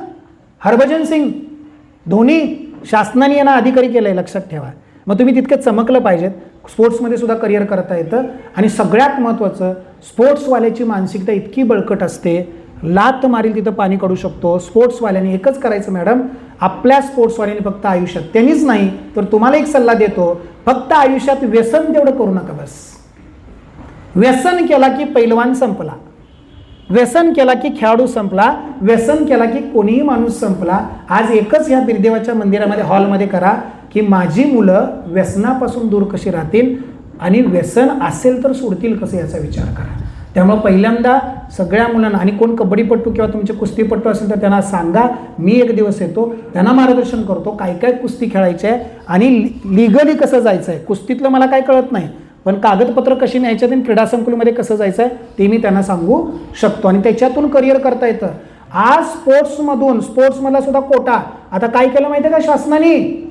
पूर्वी काय व्हायचं, डुप्लिकेट कागदपत्र काढली जायची स्पोर्ट्सची, म्हणून आता काय केलं, सगळ्यात पहिल्यांदा व्हेरीफाय करायचं आणि मग स्पोर्ट्सच्या कोट्यातून फॉर्म भरायचा. आधी तसं नव्हतं, पहिला पोस्ट काढायची मग स्पोर्ट्सचं सर्टिफिकेट द्यायचं आणि बरेचसे अधिकारी असेच खोटं सर्टिफिकेट काढून झाले म्हणून शासनाच्या लक्षात आलं आता पहिल्यांदा व्हेरीफाय मग स्पोर्ट्समधून जाता येतं. एनी क्युरी अनादर? काही प्रश्न आहे? नेक्स्ट. इयत्ता 8वी किंवा 9वीच्या मुलांना विद्यार्थ्यांना करिअर निवडीसाठी कोणती पुस्तकं वाचली पाहिजे, तसंच पालकांना सुद्धा या पुस्तकांचा करिअर त्यांना निवडताना झालं पाहिजे, तर अशा पुस्तकांची तुम्ही नावं थोडी सांगा किंवा लेखकांची नावं. करिअर मित्र नावाचं डॉक्टर रमा मार्डेंचं पुस्तक आहे, करिअर मित्र, वाचून काढा. ते पुस्तक सफिशियंट आहे, अजून पाहिजे तर अजून सांगतो. त्याच्यानंतर अभ्यास मित्र नावाचं एक पुस्तक आहे दीपस्तंभ प्रकाशनचं, ते वाचून काढा.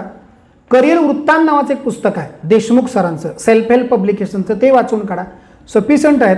अजून काय पुस्तकं लागत असेल तर माझ्याकडे या, मी भरपूर पुस्तकं तुम्हाला देतो, पण एवढी सफिशियंट आहेत. 11-12वी नंतर करिअर नावाचं एक पुस्तक आहे विश्वकर्मा पब्लिकेशनचं, तेही वाचून काढा, तेही तुम्हाला उपयोगी पडेल. सगळ्यात महत्त्वाचं, दररोजचा पेपर तुमच्या घरात आला पाहिजे, इथून सुरुवात करा. किती लोकांच्या घरात दररोजचा पेपर येतो? Very good. किती लोक वाचतात? म्हणजे मी प्रश्न विचारणार आजच्या पेपरमधला, हात खाली गेले बघा. म्हणून मी मगाशी म्हटलं की करिअर निवडणं खूप सोपं आहे, पण करिअर घडवणं अवघड आहे. पेपर आणणं खूप सोपं आहे, येतो ना 2.5 रुपये 3.5-4 रुपये काय मिळेल ते. वाचतं कोण? संपादकीय लेख वाचला पाहिजे, अग्रलेख वाचला पाहिजे, हेड न्यूज वाचली पाहिजे, अँकर न्यूज वाचली पाहिजे, स्पोर्ट्सचं पेज वाचलं पाहिजे आणि मग वाचून ज्ञानात भर पडते. पेपर हा रद्दीसाठी आणला जात नाही, पेपर हा वाचनासाठी आणला जातो. बसून संध्याकाळी पारायण झालं पाहिजे घरात. माझ्या मुलासमोर मी पेपर वाचला पाहिजे तर ते शक्य आहे. मुलं घडतात कशी हो? वळण दिलं तर घडणार. म्हणून बांबूला कशात टाकतात? पालखीचा बांबू तयार करतो ना, तो लहान असतो त्यावेळेस त्याच्यात आयतात टाकतात, त्यावेळेला तो बांबू आकार घेतो आणि मग ते पालखीचा बांबू होतो. म्हणून योग्य वेळी जे पालक आकार देतात ना, बांबू म्हणजे काय समजून घ्या.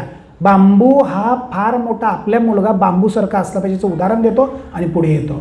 एका शेतकऱ्यानं 2 झुडपं आणली, म्हणजे रोपं आणली. एक आणलं केळ्याचं आणि दुसरं आणलं बांबूचं. आता केळ्याचं रोप आणलं, लावलं आणि त्याला पाणी घालायला लागला, ते लवकर उगवलं. बांबूचं रोपच उगवलं नाही. तो शेतकरी परत ज्याला नर्सरीमध्ये गेला आणि त्याला काय म्हणला माहिती आहे तो, अहो तुम्ही 6 महिने झालं मला ते बांबूचं रोप दिले, उगवलेलंच नाही, डुप्लिकेट दिले काय. तर तो देणारा नर्सरीवाला म्हणला जरा थांबा, त्याला 6 महिने मातीत मुळं घट्ट करायलाच लागतं, कारण संकट जास्त झेलतं कोण? बांबू. म्हणून आपली मुलं बांबूसारखी असली पाहिजे, त्यांचा पाया पक्का असला पाहिजे आणि ज्या विद्यार्थ्याचा पाया पक्का असतो त्याचं भविष्य उज्ज्वल असतं. लक्षात ठेवा, तो खूप उंची शिखर गाठतो. म्हणून पहिल्यांदा पायाकडे लक्ष द्या. आणि तुमच्या घरामध्ये मी एक 2-4 पुस्तकं सांगतो. त्याचं पहिलं नाव आहे जीवन कौशल्य नावाचं पुस्तक, मधुश्री प्रकाशनचं जीवन कौशल्य पुस्तक आहे आणि मृदू कौशल्य नावाचं एक पुस्तक आहे फडके प्रकाशनचं. ही 2 पुस्तकं प्रत्येकाच्या घरात असली पाहिजेत, कारण ही पुस्तकं म्हणजे जीवन घडवण्याची एक वेगळी पुस्तकं आहेत आणि प्रत्येक टप्प्यावरती मुलाला वाचायला द्यायला पाहिजेत, त्याच्यातून मुलंही घडत जातील. नेक्स्ट. चला पटपट विचारा, मी बोलत राहीन, प्रश्न विचारले पाहिजे. सर, हां विचार.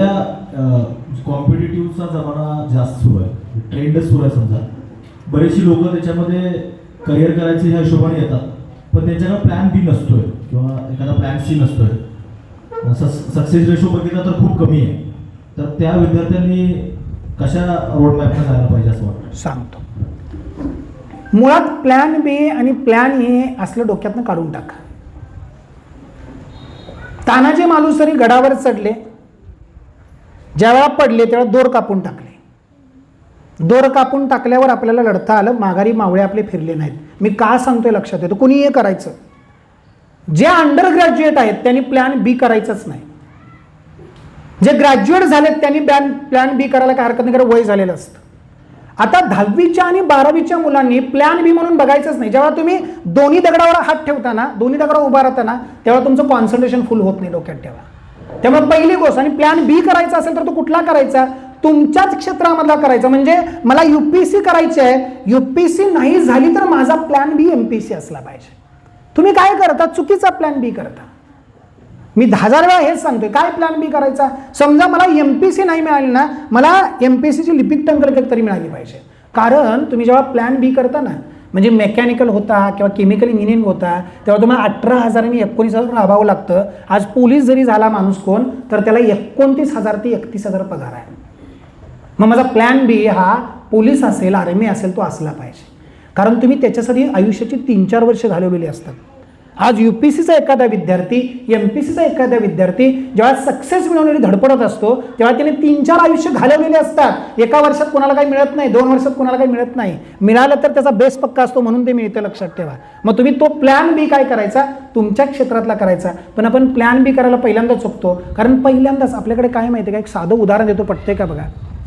मी जर अशी एक छोटीशी फळी टाकली आणि फक्त पाय मला ठेवायचा आणि असं मला जायचं आहे, तर तुम्ही सगळे हॉलमधले चालाल, बरोबर, ॲग्री आहात.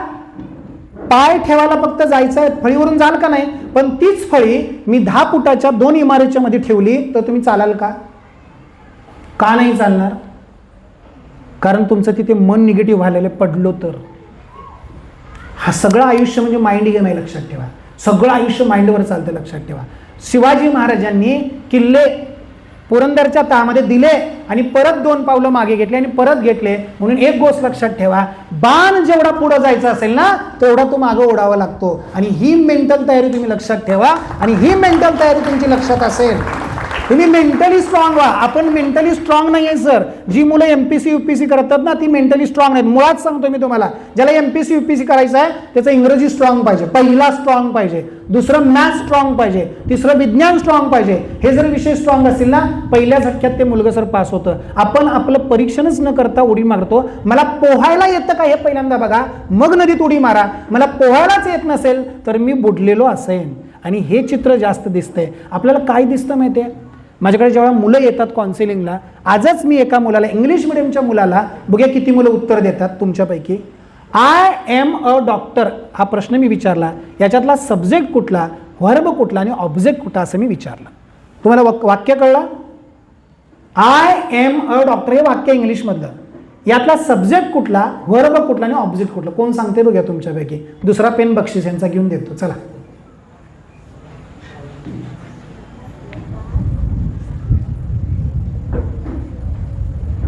ज्यांना 90%च्या वर मार्क मिळाले त्यांनी तरी सांगा, सांगू द्या ना. I am a doctor. माहिती द्या तिच्याकडे, थांबा जरा, माहिती द्या तिच्याकडे.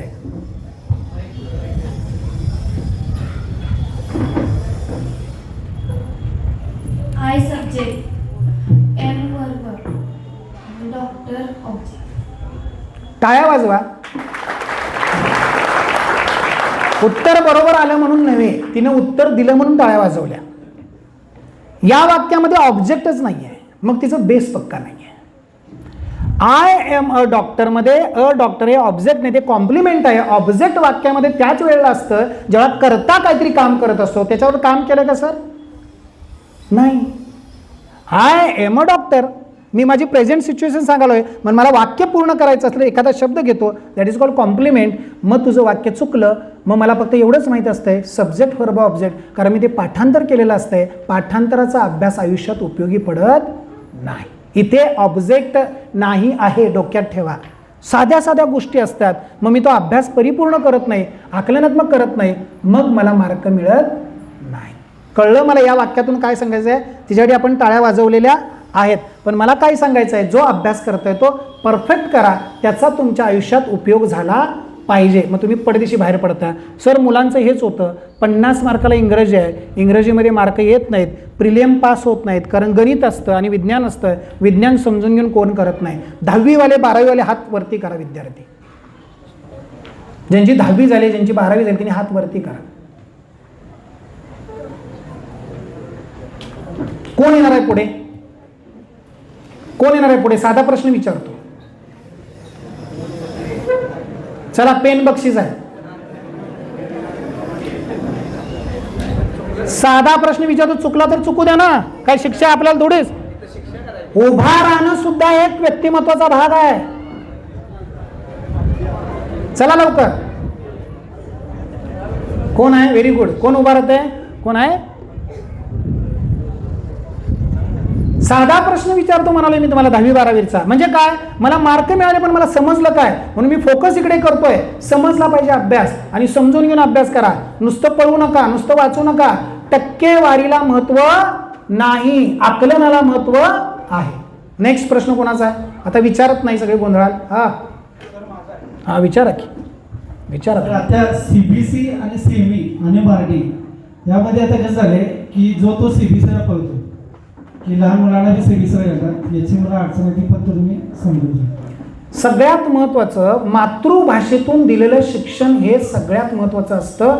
आणि घरामध्ये जर CBSEचं बॅकग्राऊंड असेल, आई बाबाला सगळं इंग्लिश येत असेल, तरच पोराला CBSEच्या स्कूलमध्ये घालायचं. नाहीतर माझे सगळे नातलग CBSEमध्ये शिकल्यात आणि सगळे हॉटेलमध्ये काम करतात बाहेर जाऊन. त्याचं कारण का? CBSE म्हणजे इंग्लिश बोलायला येतं म्हणजे नॉलेज नव्हे, that is a language. Knowledge is different and language is different. आपल्याला काय झालंय, इंग्लिश बोलायला लागला की लई शाना, त्याला शानपण आहे का नाही माहीत नसते. पण माणसाची मगाशी जी प्रवृत्ती सांगितली ना की IAS आला की आपण हात देतो, द्यायला काय हरकत नाही, पण तितक्याच थोडीचा आपला शेतकरी पण आहे.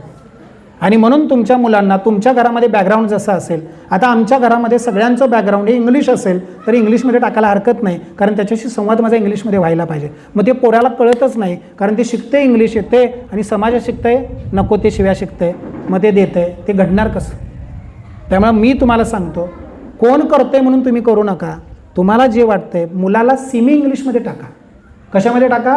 म्हणजे त्याचं इंग्रजी पण चांगलं होईल आणि त्याचं मराठी पण चांगलं होईल. या मताशी मी सहमत आहे. मी काही CBSEच्या अगेन्स्ट नाही आहे, मी कुठल्याही शाळेच्या अगेन्स्ट नाही आहे, पण आपली फॅमिली बॅकग्राऊंड, आपली पालक, आपले नातेवाईक त्याच्यामध्ये इंग्लिशमध्ये बोलतील का?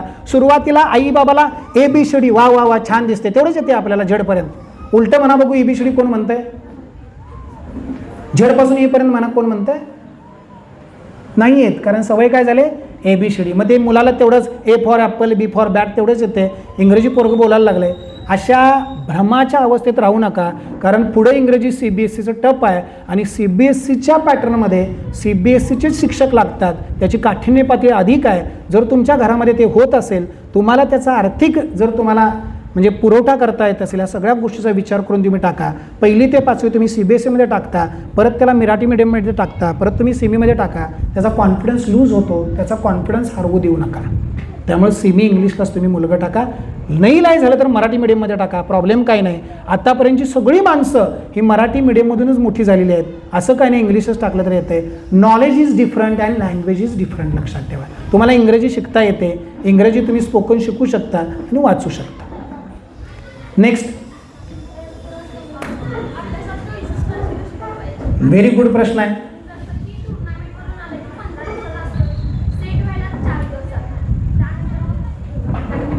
ज्यांना विपश्यना शक्य आहे त्यांनी विपश्यना करून घ्या. विपश्यना म्हणजे एक 8-10 दिवसाचा कोर्स असतो. इथे आळत्यात आहे तो. तुम्ही गेलात विपश्यना म्हणजे काय शिकून घ्या. आणि आत्ता लहान मुलांचाही विपश्यनाचा कोर्स सुरू होतो सुट्टीत, झाला पण असेल सुरू. बस बाळा बस, माझा प्रश्न लक्षात आला. तुम्हाला 8 ते 10 दिवस कुणाकडेही न बघता स्वतःकडे बघण्याची कला शिकवली जाते. स्वतःच्या श्वासाकडे बघण्याची कला शिकवली जाते. तुम्ही 10 दिवस कुणाकडेही बघायचं नाही, फक्त स्वतःच्या पायाकडे बघायचं, तुमच्या पार्टनरकडेही बघायचं नाही. तुम्हाला बरोबर 3:30 वाजता उठावं लागतं, 3:30 वाजता उठून विपश्यनाला बसावं लागतं. परत तुम्हाला ब्रेक मिळतो, फक्त दुपारी 1 तास झोपावं लागतं, परत 3:30 ते संध्याकाळी करावं लागतं. आणि या दरम्यान फक्त तुम्हाला शाकाहारी जेवण विदाऊट तेल मिळतं, ते खावं लागतं. म्हणजे तुमची बॉडी ही पंचकर्मासारखी क्लीन होते आणि तुम्हाला एका ठिकाणी बसण्याची आवड निर्माण होते. आणि ती कॅपॅसिटी तुम्ही शिकून घ्या. विपश्यना करा, जमलं तर प्राणायाम योगा करा. आणि जास्त करून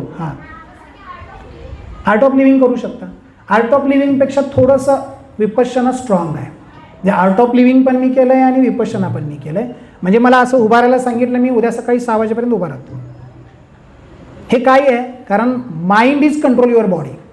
मन जिंका जग जिंका, लक्षात ठेवा. त्यामुळे माइंडवर सगळं आहे. त्यामुळे बाळा विपश्यना करून घे, ते तुला मॅटर करेल आणि तुझं कॉन्सन्ट्रेशन वाढेल. आणि आम्ही नेहमी माझ्या क्लासमध्ये आम्ही नेहमी ध्यानधारणा करतो आणि ध्यानधारणा श्वास अनुलोम विलोम करूनच मग पुढे जातो. त्यामुळे ते करणं गरजेचं आहे. त्या गोष्टीमध्ये ताकद आहे. नेक्स्ट, किती वेळ उरला आहे बघा. हां हां 100% फ्रीलान्सिंग कशात करणार? कशात? व्हिडिओ एडिटिंगमध्ये पण खूप संधी आहे. फ्रीलान्सिंग, आता फ्रीलान्सिंग म्हणजे काय बघा, फ्रीलान्सिंग हा पत्रकारितेचा एक भाग असतो. फ्रीलान्सिंग म्हणजे काय, मुक्त. म्हणजे मी आता लोकमतमध्ये काम करतो, तर मी लोकमतमध्ये काम नाही करणार, मी सगळ्या वर्तमानपत्रामध्ये कुठल्याही वर्तमानपत्राशी निगडीत आहे, त्याला फ्रीलान्सिंग म्हणतात. मग आता त्याला फ्रीलान्सिंग व्हिडिओ एडिटिंग करायचं आहे, कुठल्याही एखाद्या वर्तमानपत्राशी निगडीत व्हायचं आहे, तरी तो करिअर करू शकतो. यासाठी तुम्ही पहिल्यांदा कुठल्या तरी एका मीडियाची मदत घ्या आणि देन फ्रीलान्सिंग करा. कारण तुमचं नाव झालं पाहिजेत, मग तुम्हाला माणसं ओळखतात. एकदा तुम्ही उंची गाठली की ती उंचीच तुमचं काम करून जाते. उंची गाठण्यापर्यंत तुम्हाला स्ट्रगल करावा लागतो. त्यामुळे उंची गाठ असतोपर्यंत तुम्ही सहकार्य घ्या. आणि तुम्ही आता काय करताय, व्हिडिओ एडिटिंगचा कोर्स वगैरे करताय. सकाळ माध्यमाच्या समूहातून तुम्हाला व्हिडिओ एडिटिंगचा कोर्स करता येतो आणि विद्यापीठामध्ये गेलात तर तुम्हाला फिल्म एडिटिंग पण मिळतं. 1 वर्षाचे कोर्सेस झालेत. आफ्टर 12th आहेत, नॉट नीड की ग्रॅज्युएशन पाहिजे. आफ्टर 12th आहेत. विद्यापीठ, शिवाजी विद्यापीठ आफ्टर 12वी नंतर सुद्धा कोर्सेस, फिल्म मेकिंगचा कोर्सेस करायला लागला आहे. Go and attend that classes. अजून काय लागलं तरी सांगा. नेक्स्ट, किती वेळ आहे? 9:15. ठीक आहे, 9:45 मी घेणार आहे. विचारा. असं करू नका, 9:15 म्हणजे बघता बघता जातात. नेक्स्ट. Hello sir. सर, हां, माझा एक त्याच्या ह्याच्यावरती प्रश्न आहे. आता जे GE नेट CET वगैरे चालू आहे, सध्या जे टेक्निकल आणि मेडिकलमध्ये जे काही शासनाचे, महाशासनाचे आणि देशाचे जे काही मान्यकृत आणि उच्च लेवलचे कॉलेजेस आहेत, त्या ठिकाणी मिळण्यासाठी ही स्पर्धा आहे. यामध्ये कोल्हापूर जिल्ह्यामध्ये किती GE नेटच्या शिकवणाऱ्या क्लासेस आहेत? त्यामध्ये कोल्हापूर जिल्ह्यामध्ये किती टक्के किंवा किती विद्यार्थी वर्षातून सिलेक्ट होतात? मग अनेक विद्यार्थी ह्यामध्ये भाग घेणे योग्य वाटतं का? किंवा क्लासेसमध्ये जे काही आज आर्थिक लुबाडणूक चालू आहे ती कितपत योग्य आहे आणि विद्यार्थ्यांनी त्यांचं किंवा पालकांनी कितपत ॲक्सेप्ट करणं गरजेचं आहे? यावर थोडंसं 2 मिनिटं बोला. मुळात शिक्षण हा सध्या धंदा झालेला आहे. या धंद्याला मार्केट जसं उपलब्ध असतं तसं पुरवठा केला जातो. वेगवेगळ्या क्लासेसची नावं घेत नाही, कारण मी कुठल्या वादात पडत नाही. कोल्हापुरामध्ये तुम्हाला आता कमीत कमी 15 ते 20 क्लासेस, जाऊ द्यात जी मुलं जातात तिकडे लक्ष देऊ नका. They are not interested, very good. मला गर्दीपेक्षा दर्दी माणसं पाहिजेत आणि मला ती वेगळी करायची आहेत म्हणून मी 9:15 टायमिंग घेतलं. कळलं, मी लवकर संपवणार नाही आहे, कारण त्यांचा हेतू साध्य झाला पाहिजे. जेव्हा तुम्ही JE नीटला टाकता तेव्हा आंधळेपणाने टाकता. ज्या क्लासची जास्त फी तिथे जास्त चांगलं शिकवलं जातं असं मार्केटिंग झालंय. म्हणजे मी तुम्हाला कागद असा दिला तर कोण बघत नाही, चुरगळून दिला तर लोक उघडून बघतात. मानसिकता उलटी झाली आहे. तुम्हाला माहीत आहे LIC मध्ये 100% मला रिटर्न मिळणार आहेत, तरी पण आपण चिटफंडमध्ये पैसे गुंतवतो. तसं आपल्या मुलाची क्षमता न बघता मोठे मोठे क्लासेस आहेत, ॲडव्हर्टाईज आहेत. सगळ्यात महत्त्वाचं पालक भुलतात कुठे? ॲडव्हर्टाईजला, या जाहिरातीला. आपण मुळात तुम्हाला कुठल्याही क्लासेसमध्ये घालायचं असेल ना तर एक काम करा सर, स्वतः त्या मुलाला 8 दिवस बसवा, त्या क्लासमध्ये जा, त्या मुलाला ते कळतंय का बघा, विचारा. जर कळत असेल तर क्लास लावा, नसेल तर क्लास लावू नका, जाहिरातीला भूलू नका. कारण ह्या सगळ्या सिस्टीमला कुठे ना कुठेतरी आमच्यासारखी माणसं पण जबाबदार आहेत, तुमच्यासारखी माणसं पण जबाबदार आहेत. कारण आपण चौकसपणे ते काळजी करत नाही, घेत नाही काळजी. आपण डोळे झाकून ॲडमिशन घेतो, आपण पैशाचा विचार करत नाही, मुलाच्या कर्तृत्वाचा विचार करतो, मुलाच्या करिअरचा विचार करतो. आणि या सगळ्यामुळे आज मोठेगाव सारखी सिस्टीम तयार झालेली आहे, लक्षात घ्या. कारण माणसाची हाव मरेच तोपर्यंत थांबत नाही. माणसाला पैसा पैसा पैसा पाहिजे. जर माणसाला मरण नसतं तर माणसाला माणूस खायला उठला असता. देवानी माणसाला मरण दिलंय म्हणून कुठेतरी हा स्टेज थांबले, नाहीतर माणसाने माणसाला खायला सुरुवात केली असते. पैसा म्हणजे सर्वस्व नव्हे, पण पैशाशिवाय चालत पण काही नाही आणि याचा मध्य साधता आला पाहिजे. त्यामुळे मी तुम्हाला एवढं सांगतो, जिथे आज शिकवणारे शिक्षक शाळेमध्ये सुद्धा खूप प्रामाणिक आहेत, पण त्या प्रामाणिक शिक्षकांना उपेक्षित राहावं लागतं आणि जो चमचेगिरी करतो, जो चमच्याचं काम करतो, जो सगळं ऐकतो, त्याला एक श्रेष्ठ काही ना तरी पुरस्कार मिळतो. मग आपण समाजातल्या लोकांनी जागं झालं पाहिजे आणि जे चांगलं आहे त्याचं कौतुक केलं पाहिजे आणि जे वाईट आहे त्याच्या विरोधात उभा राहिलं पाहिजे. सर, सुरुवात इथून आहे, लक्षात घ्या. आज माझा देश असा नव्हता. आज माझ्या देशासाठी प्राणाची आहुती देऊन 1947 स्वातंत्र्य मिळालं. 9 जानेवारी 15ला गांधीजी भारतात आले, 47 उजाडलं. भगतसिंग असेल, राजगुरू असेल, सुखदेव असेल, हसत खेळत फासावर गेले कारण माझ्या देशाला स्वातंत्र्य मिळावं. पण शिवखेराचं वाक्य मला पुन्हा आठवतं. ते वाक्य फार महत्त्वाचं आहे. जे लोक पारतंत्र्यात राहिलेत ना त्यांनाच स्वातंत्र्याचं महत्त्व कळतं. सर, आपण पारतंत्र्यात राहिलो नाही, आपल्याला स्वातंत्र्य मिळालं म्हणून आपण स्वैराचार करायला लागलो आणि इथे आपण फसलेलो आहे, लक्षात ठेवा. म्हणून आपल्याला पुन्हा एकदा परत रिवर्स जावं लागेल, परत विचार करावा लागेल आणि चांगल्याच्या पाठीशी उभं राहावं लागेल आणि वाईट आहे तिथे खूप मुद्दा खोडून काढावा लागेल. आज तुमच्या गावातली ग्रामपंचायत असेल, त्या ग्रामपंचायतीमध्ये कुठलाही मुद्दा असेल, किती लोक माहितीच्या अधिकाऱ्याकडे जातात, किती लोक शासनाचे किती टक्के 70% पैसे आले, ते योग्य वापरात गेले का? मला जरा गाव सधन वाटते, वैचारिक लोक वाटतात. गावात एंट्री करताना मी 10 वर्षापूर्वी आलो होतो आणि आत्ता थोडा फरक पडला आहे. पण आपण आमच्या गावचा ग्रामपंचायतीचा सरपंच, उपसरपंच, ग्रामसेवक, तलाठी जर चांगला असेल तर गावाचं सोनं होऊ शकतं, लक्षात ठेवा. आणि हे तुमच्या आमच्या हातात आहे. पण काय करतो मी, मला लवकर 7 वारा मिळाला पाहिजेत, मग मी काय करतो, शॉर्टकट अवलंबतो आणि मग मी पैसे देतो. पैसे द्यायला सुरुवात तीच लोक करतात आणि एकदा प्रशासनामध्ये कळालं की मला पैसे मिळतात, तो गेंड्याच्या कातडीचा होतो. मी तुम्हाला शॉर्ट फॉर्म सांगतो आणि पुढे येतो.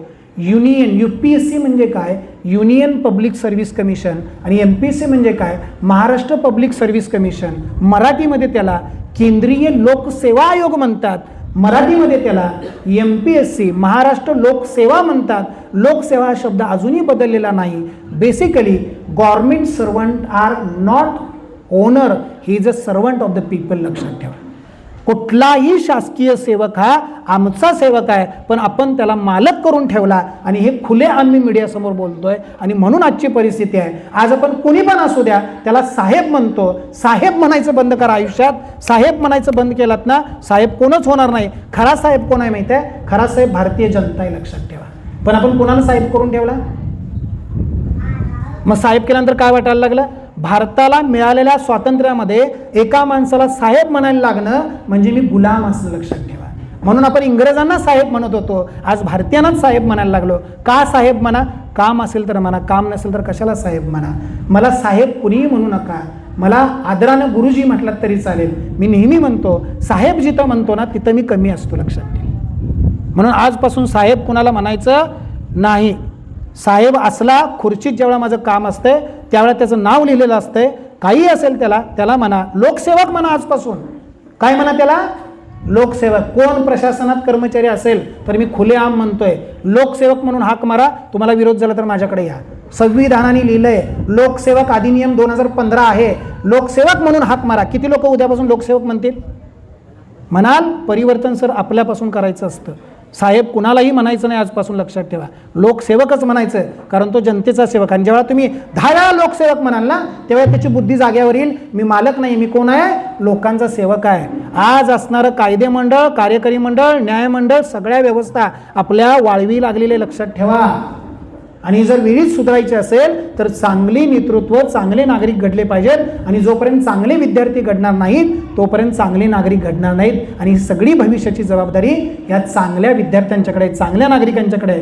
तुमचं सगळ्यांचं पुन्हा एकदा मी मनापासून अभिनंदन करतो आणि तुमच्या सगळ्यांच्या पुढील वाटचाली शुभेच्छा देतो, कारण अशा प्रकारचा कार्यक्रम तुम्ही अरेंज केलात. त्यामुळं सगळ्यांचं, तुम्हा सगळ्यांचं खास करून अभिनंदन यासाठी की तुम्ही असा उपक्रम देऊन विचार पेरण्याचं काम करताय. आज विचार चांगले पेरले तर भविष्यात ते उगवतील. आजपासून कुणी मुलांनो, मी तुम्हाला सांगतो, कुणालाही साहेब म्हणायचं, काय म्हणायचं? लोकसेवक म्हणून हाक मारा. आपोआप भारतात परिवर्तन व्हायला चालू होईल. आणि ही लोकसेवक चळवळ चालू झाली पाहिजेत. आणि ती उद्या तुम्ही झालात, ऑफिसर झालात, मी पहिल्यांदा सांगतो, ऑफिसर झालात की घरातनं डबा घेऊन जायचा ऑफिसला. घरातनं डबा घेऊन जायचो ऑफिसला. तुम्ही ज्या घरात आहात माणसाला लागतं काय माहिती आहे? समाधान लागतं. घरात आल्यानंतर तुम्हाला समाधान वाटलं पाहिजे. आणि ज्या घरात समाधान आहे ना, कारण हेच संस्कार भविष्यात पेरतात. मित्रांनो, मी अशी घरं बघितलेत, अशी माणसं बघितलेत, पैसा खूप आहे पण समाधान नाही आयुष्यात, तर समाधान शोधा, समाधानाच्या मागे लागा आणि स्वतःची ओळख निर्माण करा. स्वतःचा स्वाभिमान कुठेच घाण ठेवू नका. आणि स्वाभिमानासाठी काय लागतं माहिती आहे? सगळ्यात मोठं विटॅमिन कुठलं असेल तर पैसा. सगळ्यात मोठं विटॅमिन कुठलं? पैसा. खिशात पैसा असला की स्वाभिमान असतो, खिशात पैसा नसला की माणूस लाचार होतो. गरिबी हे लाचारीचं लक्षण आहे. आणि म्हणून गरीब राहायचं का श्रीमंत राहायचं हे तुमचं तुम्ही ठरवा. श्रीमंत व्हायचं असेल तर आजपासून कष्ट करा, कष्ट करा, कष्ट करा. कष्टाशिवाय पर्याय नाही. तुम्हाला स्वतःचं स्थान बदलायचं आहे ना, तर तुम्हाला अभ्यास करावा लागेल. अभ्यास केल्यानंतर कुठलीही गोष्ट साध्य आहे. कुणाला शेवटचा प्रश्न विचारू शकता. मी इथे थांबतो आहे. विचारा. आता हे व्याख्यान थोड्या वेळात संपणार, तर या व्याख्यानानंतर सुद्धा तुम्ही आमच्याशी कनेक्टेड राहण्यासाठी तुमचे काय व्हॉट्सअपचा चॅनल किंवा फेसबुकचं पेज किंवा यूट्यूबचं जर चॅनल असेल तर ते तुम्ही सर्वांसमोर मांडा. आम्ही ते सेव्ह करून ठेवतो किंवा कॉन्टॅक्ट नंबर तुमचा जर सांगितला तर आमच्याशी बरं होईल. म्हणजे याच्यानंतर सुद्धा आम्हाला जर काही पालकांना मुलांना काही शंका जर येत असतील आल्या तर तुम्ही सुद्धा वेळ देऊन, गडमुर्शिदीमध्ये जर कोणाचा फोन आला तर तुम्ही नक्कीच वेळ देऊन आमच्याशी कनेक्टेड राहा. त्यासाठी तुम्ही व्हेरी गुड. आभारी आहे. माझ्याशी कनेक्टेड महाराष्ट्रातले 36 जिल्हे सोडून देशातली 28 राज्य आहेत. त्यामुळे मी कुठल्याही माणसाला फोन करतो 3:30 ते 7 या वेळेत. कुठल्या वेळेत? माझी वेळ 3:30 ते 7 ही आहे. इतर वेळी मी 8:30 ते 1 लेक्चरमध्ये असतो. 3:30 ते 7 मी दुकानात असतो. माझं बुकशॉप आहे म्हणून मी इतका समृद्ध आहे, कारण मी पुस्तकं वाचत असतो. मी ॲज अ लेक्चरर होतो, ॲज अ सब एडिटर होतो, मी ETVला होतो. हे सगळं छोटं छोटं करून मी पुस्तकाच्या सानिध्यात मला आवड त्याच्यात आहे म्हणून मी इथे आलेलो आहे. माझं टेलिग्राम चॅनल आहे. जास्त चॅनलमध्ये मी शिरत नाही. विजयश्री फाउंडेशन नावाचं आहे. तिथे तुम्हाला दररोज एक व्याख्यान ऐकायला मिळतं. आत्तापर्यंत 800 ते 900 व्याख्यानं झालेली आहेत. त्यामुळे तुम्ही ते ऐकू शकता आणि ते दररोज सकाळी घरात लावा. तुमच्या घरामध्ये बदल झालेला दिसेल. आणि जर कोणाला असं वाटलं की माझ्या मुलाला घेऊन यायचं आहे तर 3:30 ते 7 या वेळेत तुम्ही माझ्याकडे घेऊन येऊ शकता. माझा मोबाईल नंबर लिहून घ्या. हवा असेल तर नंतर संयोजक तुम्हाला माझा मोबाईल नंबर देतील. क्लिअर? मी इथं कुठल्याही प्रकारची जाहिरात करायला आलेलो नाही. मी एक साधा माणूस आहे. मला साधं राहायला आवडतं, पण मला माझी विचारसरणी थोडीशी वरची आहे. तुम्ही ती अवलंबा. तुम्हालाही सुख मिळेल, शांती मिळेल आणि तुम्हा सगळ्यांना भविष्यामध्ये भावी वाटचालीची शुभेच्छा देतो. आणि रजा घेण्यापूर्वी 1-2 ओळीचं गायन करतो आणि थांबतो. क्लिअर? कोणाला काही विचारायचं अजून? माझा नंबर पाहिजे तर सर घ्या. 98 23 94 60 85. मी व्हॉट्सअपला कुणाला हाय करणार नाही, फक्त टेलिग्राम चॅनेल 98 23 94 60 85. याचा फायदा असा आहे, सगळे 800 लेक्चर तुम्हाला ऐकायला मिळतील त्याच्यावर आत्ता गेलात तरी. आणि विविध ॲक्टिव्हिटीज तुम्हाला ऐकायला मिळतील, कारण तिथे डिलीट होत नाही. त्यामुळे तुम्ही ते जॉईन करू शकता. क्लिअर? फार प्रश्न विचारायला पाहिजे होतं, फार राहिलं आहे माझं सांगायचं. काय कोणाला अजून विचारायचं आहे? वेगळं काय कोणाला करायचं आहे? हां विचारा, थांबू नका. देता येतं. बसा. खूप चांगला प्रश्न विचारला. गुरुशिवाय विद्या नाही. कोचिंग क्लास वेगळा, कोचिंग क्लास करू नका, पण गुरु कोणतरी करा. आपलं काय झालं, आपण कोचिंग क्लासला एका कचाड्यात बघायला लागलो आणि मग त्याचा फायदा बऱ्याच लोकांनी घेतला. पण एक चांगला गुरु त्या क्षेत्रातला करा, तोच तुमचा कोचिंग असेल, तो तुमचा कोच असेल. क्लिअर? क्लास करायला पाहिजे असं नाही, पण क्लास केल्यावर 100% फायदा होतो. तो फायदा असा होतो, त्या माहोलमध्ये मुलगा राहतं आणि काय करायचं एक्झॅक्ट कळतं, त्यामुळे लवकर सक्सेस मिळण्याचा फायदा असतो. 20% क्लासचा वाटा असतो, 80% तुम्ही स्वतःच करावं लागतं. कुठलाही क्लास माझाही असला तर माझा 20% वाटा आहे. मी तुला घोडा म्हणून पाण्यापर्यंत नेऊ शकतो, पाणी तुला प्यायचं आहे. त्यामुळे कुठलाही क्लास सक्सेस देऊ शकत नाही. माझ्या क्लास सहित सांगतोय, कुठलाही क्लास तुम्हाला सक्सेस देऊ शकत नाही. 80% तुम्हालाच राबावं लागतं. 20% जे महत्त्वाचे आहेत, म्हणजे हत्ती गेला आणि शेपूट राहिला, ते शेपूट क्लासचं काम करतं, पण ते शेपूट महत्त्वाचं असतं. कारण 4-5 वर्ष जिथे लागतात तिथे तुम्हाला कमी वर्ष लागतात आणि तुम्ही लवकर सक्सेस होऊ शकता. पण क्लास बघताना काळजीपूर्वक बघा. पहिल्यांदा 8 दिवस अटेंड करा, तुम्हाला समजतं का बघा, आणि मगच क्लास अटेंड करा. जाहिरातीवर कुठलाही क्लास अटेंड करू नका. मुलाला इंजिनियर व्हायचं आहे, मग डिप्लोमा करून इंजिनिअरिंग घेतलेलं बरं की 12वी सायन्स नंतर? व्हेरी गुड प्रश्न, चांगला प्रश्न. आत्ता मला करिअरचा प्रश्न मिळाला, मगापासून मला करिअरचा प्रश्न मिळालेला नाही. जर तुम्हाला मुलाला इंजिनिअरिंग करायचं असेल, कशात इंजिनिअरिंग करायचं आहे? Computer science. CS करायचा. जर मुलाला कम्प्युटर सायन्समध्ये इंजिनिअरिंग करायचं असेल तर त्याला आत्ता डिप्लोमालाच घ्या. डिप्लोमा केल्यानंतर 11-12वी केल्यानंतर त्याला जीई द्यावी लागेल, मग त्याला CS करावं लागेल. आणि जीईमध्ये कमी मार्क पडले तर त्याला CS मिळणार नाही. त्याच्यापेक्षा आत्ता डिप्लोमा करायला द्या. डिप्लोमामध्ये ते 2 वर्ष CS शिकेल. CS शिकला की परत ग्रॅज्युएशनला त्याला सेकंड इयरला ॲडमिशन मिळतं. पण इथे अट ही आहे, त्या मुलाला मिनिमम अबोव 70% पाहिजेत, कारण फक्त डिप्लोमावाल्यांना 10% रिझर्वेशन असतं. त्यामुळे त्याला आत्ता अभ्यास करायला सांगा, त्याला समजून सांगा तुला डिप्लोमाला एवढे मार्क पाहिजेत तरच तुला ॲडमिशन मिळेल. कारण डिप्लोमावाल्यांना 10% आरक्षण आहे, सगळ्याच डिप्लोमावाल्यांना डिग्रीला ॲडमिशन मिळत नाही. Better way give the admission for the diploma than degree. Clear? तेच करायचं असेल तर. Next sir, foreign languages Very good. शिकून करिअर अपॉर्च्युनिटी कशी आहे? 100%. फॉरेन लँग्वेज शिकायची असेल तर ज्या देशामध्ये नोकरी आहे त्या देशातली शिका. आता नोकऱ्या कुठे कुठे आहेत?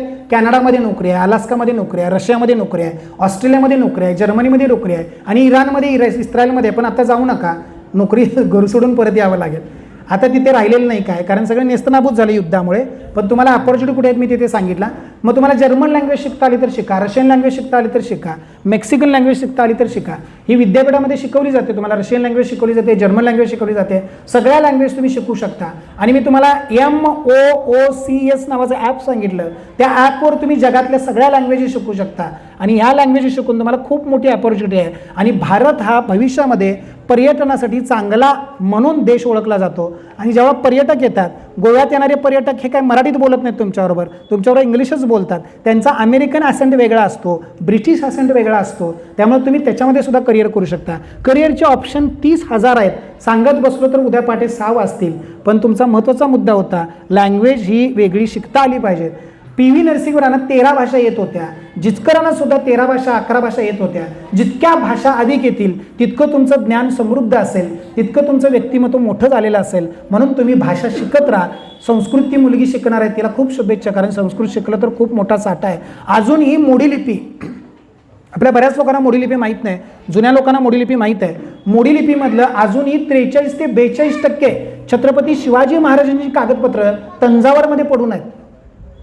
त्यांचं संशोधन करा, त्याचा अभ्यास करा, मोडीलिपी शिका. मोडीलिपी शिकण्यासाठी विद्यापीठामध्ये कोर्स आहे, डिप्लोमा आहे. मोडीलिपीवाले नुसतं तात्पुरते शिकतात, तात्पुरतं शिकण्याला काही अर्थ नाही. मोडीलिपी वळणदार लिपी आहे. जी मोडीलिपी 1960ला बंद झाली, 1920 पर्यंत ती चांगली चालत होती. ब्रिटिशांच्या काळात तीच होती आमची लिपी. ती आपण लिपी विसरलो आणि आपण देवनागरी लिपीकडे वळलो. थोडी मोडीलिपीसुद्धा शिकली पाहिजे. त्यामुळे लँग्वेजेस शिकत चला. खूप मोठी संधी आहे सर तुम्हाला. आत्ता इथून पुढे मी जी नावं सांगली देशामध्ये, तिथं लोकसंख्या कमी आहे, कारण हे सगळे देश थंड प्रदेशातले आहेत. शीत प्रदेशामधले लोकांच्यामध्ये प्रजोत्पादन क्षमता, प्रजनन क्षमता कमी असते, म्हणून ते जॉब कमी आहेत. त्यामुळे भारतीय लोक तिथे जाऊन जास्त राहिलेले आहेत. त्यामुळे तुम्हाला जर जायचं असेल तर पहिल्यांदा लँग्वेज शिका, कमांड मिळवा आणि निश्चितपणे जा. तुम्हाला व्हिसा काढायचा असेल विद्यार्थ्यांना तर तुम्ही ॲडमिशन घेतल्यानंतर त्यांचा ॲडमिशन लेटर, तुम्हाला ॲडमिशन मिळाला असं आल्यावरच व्हिसा मिळतो, लक्षात घ्या. एज्युकेशनचा व्हिसा. तुम्ही GRE एक्झाम द्या, तुम्ही TOEFL एक्झाम द्या. भरपूर विश्व तुमच्यासाठी आहे. एकच जाता सांगतो, आकाशामध्ये चिमणीसुद्धा भरारी घेऊ शकते आणि गरुडसुद्धा भरारी घेऊ शकते. तुम्ही ठरवायचं आहे तुम्हाला गरुड व्हायचं आहे का चिमणी व्हायचं आहे, लक्षात ठेवा. त्यामुळे जग हे पूर्ण व्यासपीठ आहे. तुम्ही शोधा म्हणजे सापडेल. शोधत राहा. माझा नंबरही मी तुम्हाला दिलेला आहे. तुम्हाला काही अडचण आली तर माझ्याशी संपर्क साधा, कॉन्टॅक्ट करा. मी तुमच्यासाठी उपलब्ध आहे, सदैव उपलब्ध आहे. फक्त 3:30 ते 7 या वेळेतच. क्लिअर? Any last question? खेळाबद्दलचं कोणतं पुस्तक वाचल्यानंतर थोडंसं मोटिवेशन आहे? तुम्हाला खेळाबद्दल वाचायचं अरुणम सिन्हा पण वाचू शकता. अरुणम सिन्हाचं चरित्र आहे, महेंद्रसिंग धोनीचं चरित्र आहे, सुनील गावस्करचं चरित्र आहे, भरपूर चरित्र आहेत. आणि एकत्र तुम्हाला मी खेळावरचं पुस्तक पण देईन. खेळाचं नियम पाहिजे का खेळाचं पुस्तक पाहिजे? खेळाचे नियम वेगळंच पुस्तक नाही, भरपूर पुस्तकं. म्हणजे तुमचा पर्टिक्युलर खेळ पाहिजे. डॉन ब्रॅडमननं लिहिलेलं पुस्तकसुद्धा आहे क्रिकेटवरती, तेही तुम्ही राजहंस पब्लिकेशननं पब्लिश केलं, ते तुम्ही वाचू शकता. तुम्ही मला भेटा निवांत, पाहिजे ते देतो. तुम्हाला समृद्ध व्हायचं नाही, फक्त मला भेटा बस. हां, लास्ट क्वेश्चन. करता येतं 100%. फॉरेन लँग्वेज सांगून इंडियामध्ये कसं करता येतं तर पर्यटन जे येतात पर्यटक, त्याची गाईड म्हणून तुम्ही करू शकता. आज एवढ्या मोठ्या सुविधा आहेत. तुम्ही गोव्यात कधी गेलाय? सगळेजण गेलाय, पण बीचवर गेलाय. गोव्यामध्ये तारांगण आहे, कुणी बघितलंय? जागतिक लेवलचं तिथे सगळे वैज्ञानिक प्रयोग आहेत तिथे. कधी गेलाय? जवाहरलाल नेहरू सेंटर आहे तिथे. आपण गोव्यात कशाला जातो? फिरायला, मासे खायला आणि येताना काय वाटलं तर घेऊन यायला. पण आपण गोव्यामध्ये गेलात ना तुम्ही, गोव्यामध्ये आता तुम्ही ओल्ड चर्च जे आहे त्या ओल्ड चर्चमध्ये कधी गेलात तर तुम्हाला सगळे पर्यटक बाहेरचे भेटतील. तिथे जे न शिकलेली माणसं स्पोकन इंग्लिश बोलून बोलून पैसे कमवतात. तुम्हाला स्किल आली पाहिजे लक्षात ठेवा. आणि कुठल्याही भाषा, आता फार सारी लोक आफ्रिकेतले लोक शिकायला लागल्यात, इराणमधले लोक शिकायला लागल्यात, आपल्या देशामध्ये यायला लागल्यात, तर त्यांच्यासाठी तुम्ही दुभाषक म्हणून काम करू शकता. आणि तुम्हाला सगळ्यात महत्त्वाचं अजून सांगतो, तुम्ही मुंबईमध्ये सुद्धा पर्यटक बाहेरचे जास्त आहेत लक्षात घ्या. आता मुंबईमध्ये छत्रपती शिवाजी टर्मिनल्स असेल आणि एअरपोर्ट असेल, ते सगळं खूप आधुनिक व्हायला लागलं आहे. त्यामुळे तुम्ही तिथे ॲज अ गाईड म्हणून जाऊ शकता आणि पर्यटक म्हणून एक व्यवसाय फार चांगला निवडू शकता. त्यामुळे तुम्हाला कुठेही जा. म्हणून तरी शिवाजी विद्यापीठामध्ये रशियन लँग्वेज, जर्मन लँग्वेज सुरू केलेली आहे. नेक्स्ट लास्ट प्रश्न, ACCA मध्ये करिअर कसं करायचं? कशाचं आर्मीचा पार्ट, आर्मीचाच पार्ट ना. आफ्टर 12th करायचं, स्कोप आहे? 100% स्कोप आहे. अरे ACCची एक्झाम असते स्पेशल, ती एक्झाम देऊनच तुला द्यावं. त्या एक्झाममध्ये सायन्स बेस पाहिजे चांगला, त्याच्यानंतर मॅथ्स पाहिजे, रिझनिंग पाहिजे, हे 3 विषय चांगले पाहिजेत आणि तू आफ्टर 12th देऊ शकतेस ACS. क्लिअर? आर्मीचाच पार्ट आहे. जसं ट्रेडमॅन आहे, टेक्निकल आहे, क्लर्क आहे, तसा ACC एक्झाम आहे आर्मीची. आर्मी हवालदार आहे, आर्मी ड्रायव्हर आहे, भरपूर एक्झाम्स आहेत, तुम्ही देऊ शकता. थांबूयात. काय विचारायचं आहे कोणाला? शेवटचा प्रश्न राहिला आहे. परत मी कोणाला भेटणार नाही, म्हणजे बाहेर घेऊन थांबवा. सर मला विचारायचं होतं, मला धाडच झालं नाही, असं कोण असेल तर आत्ताच विचारा. हां, मी परत थांबणार नाही कोणासाठी. चला विचारा, काय प्रश्न विचारायचा.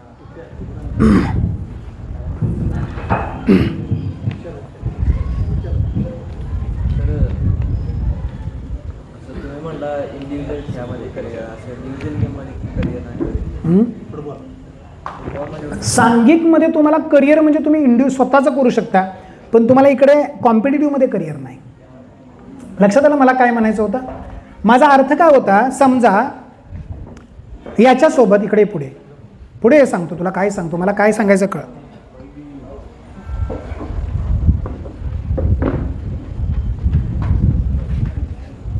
हा फुटबॉल क्लब थ्रू खेळू शकतो, हा पैसे मिळवू शकतो, हेच इंडिव्हिज्युअल करिअर झालं. पण याला फुटबॉल करून स्पर्धा परीक्षेमध्ये यायचं असेल तर यालाही समान मार्क पडलेत आणि मलाही समान मार्क पडलेत, पण माझा इंडिव्हिज्युअल गेम आहे, मी इंडिव्हिज्युअलमध्ये मेडल मिळवलं आहे आणि यानं सांघिकमध्ये मिळवले, तर माझा विचार केला जातो, याचा विचार केला जात नाही. कारण याचं मेडल कुठला आहे? सांघिक. म्हणून इंडिव्हिज्युअल आणि सांघिकमध्ये फरक आहे. लक्षात आला काय फरक आहे तो? त्यामुळे सांघिकमध्ये तुला इकडे करिअर नाही स्पर्धा परीक्षेत.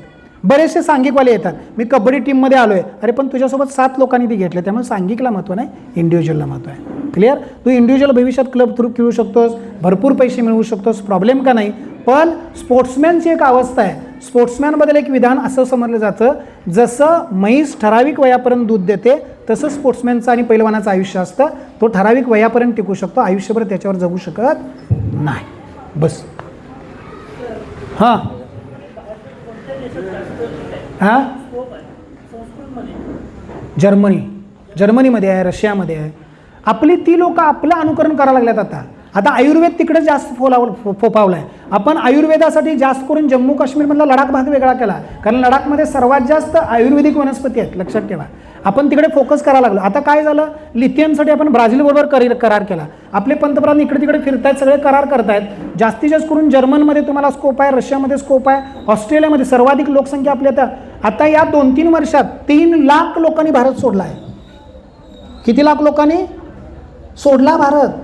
म्हणजे भारताचा नागरिकत्व सोडून इतर देशाचे नागरिक व्हायला लागल्यात. कारण भारतामध्ये फ्युचर काय आहे शाण्या लोकांना कळायला लागलं, पुढे आमच्या मुलांना काय किंवा काय. देश सोडून जाऊ नये मान्य आहे, पण देशाची परिस्थिती आहे. आता कालचं स्टेटमेंट आहे माननीय टीम सरकारचं, असंच स्टेटमेंट आहे की अजून वाईट परिस्थिती येईल. म्हणजे काय?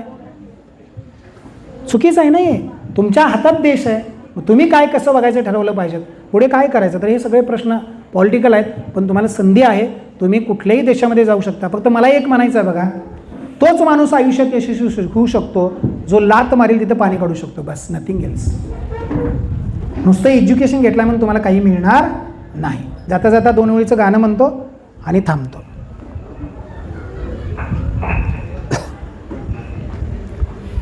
तुम्ही शोधत राहिले पाहिजे वाटा, याच्याकडे गाणं आहे, शोधत राहिलं पाहिजे. आणि काय गाण्याचा अर्थ आहे तुमचा तुम्ही बघा. अपनी भी जिंदगी में अपनी भी जिंदगी में खुशियों का पल आएगा, ढूंढेंगे तो मिल जाएगा, ढूंढेंगे तो मिल जाएगा। अपनी भी जिंदगी में खुशियों का पल आएगा,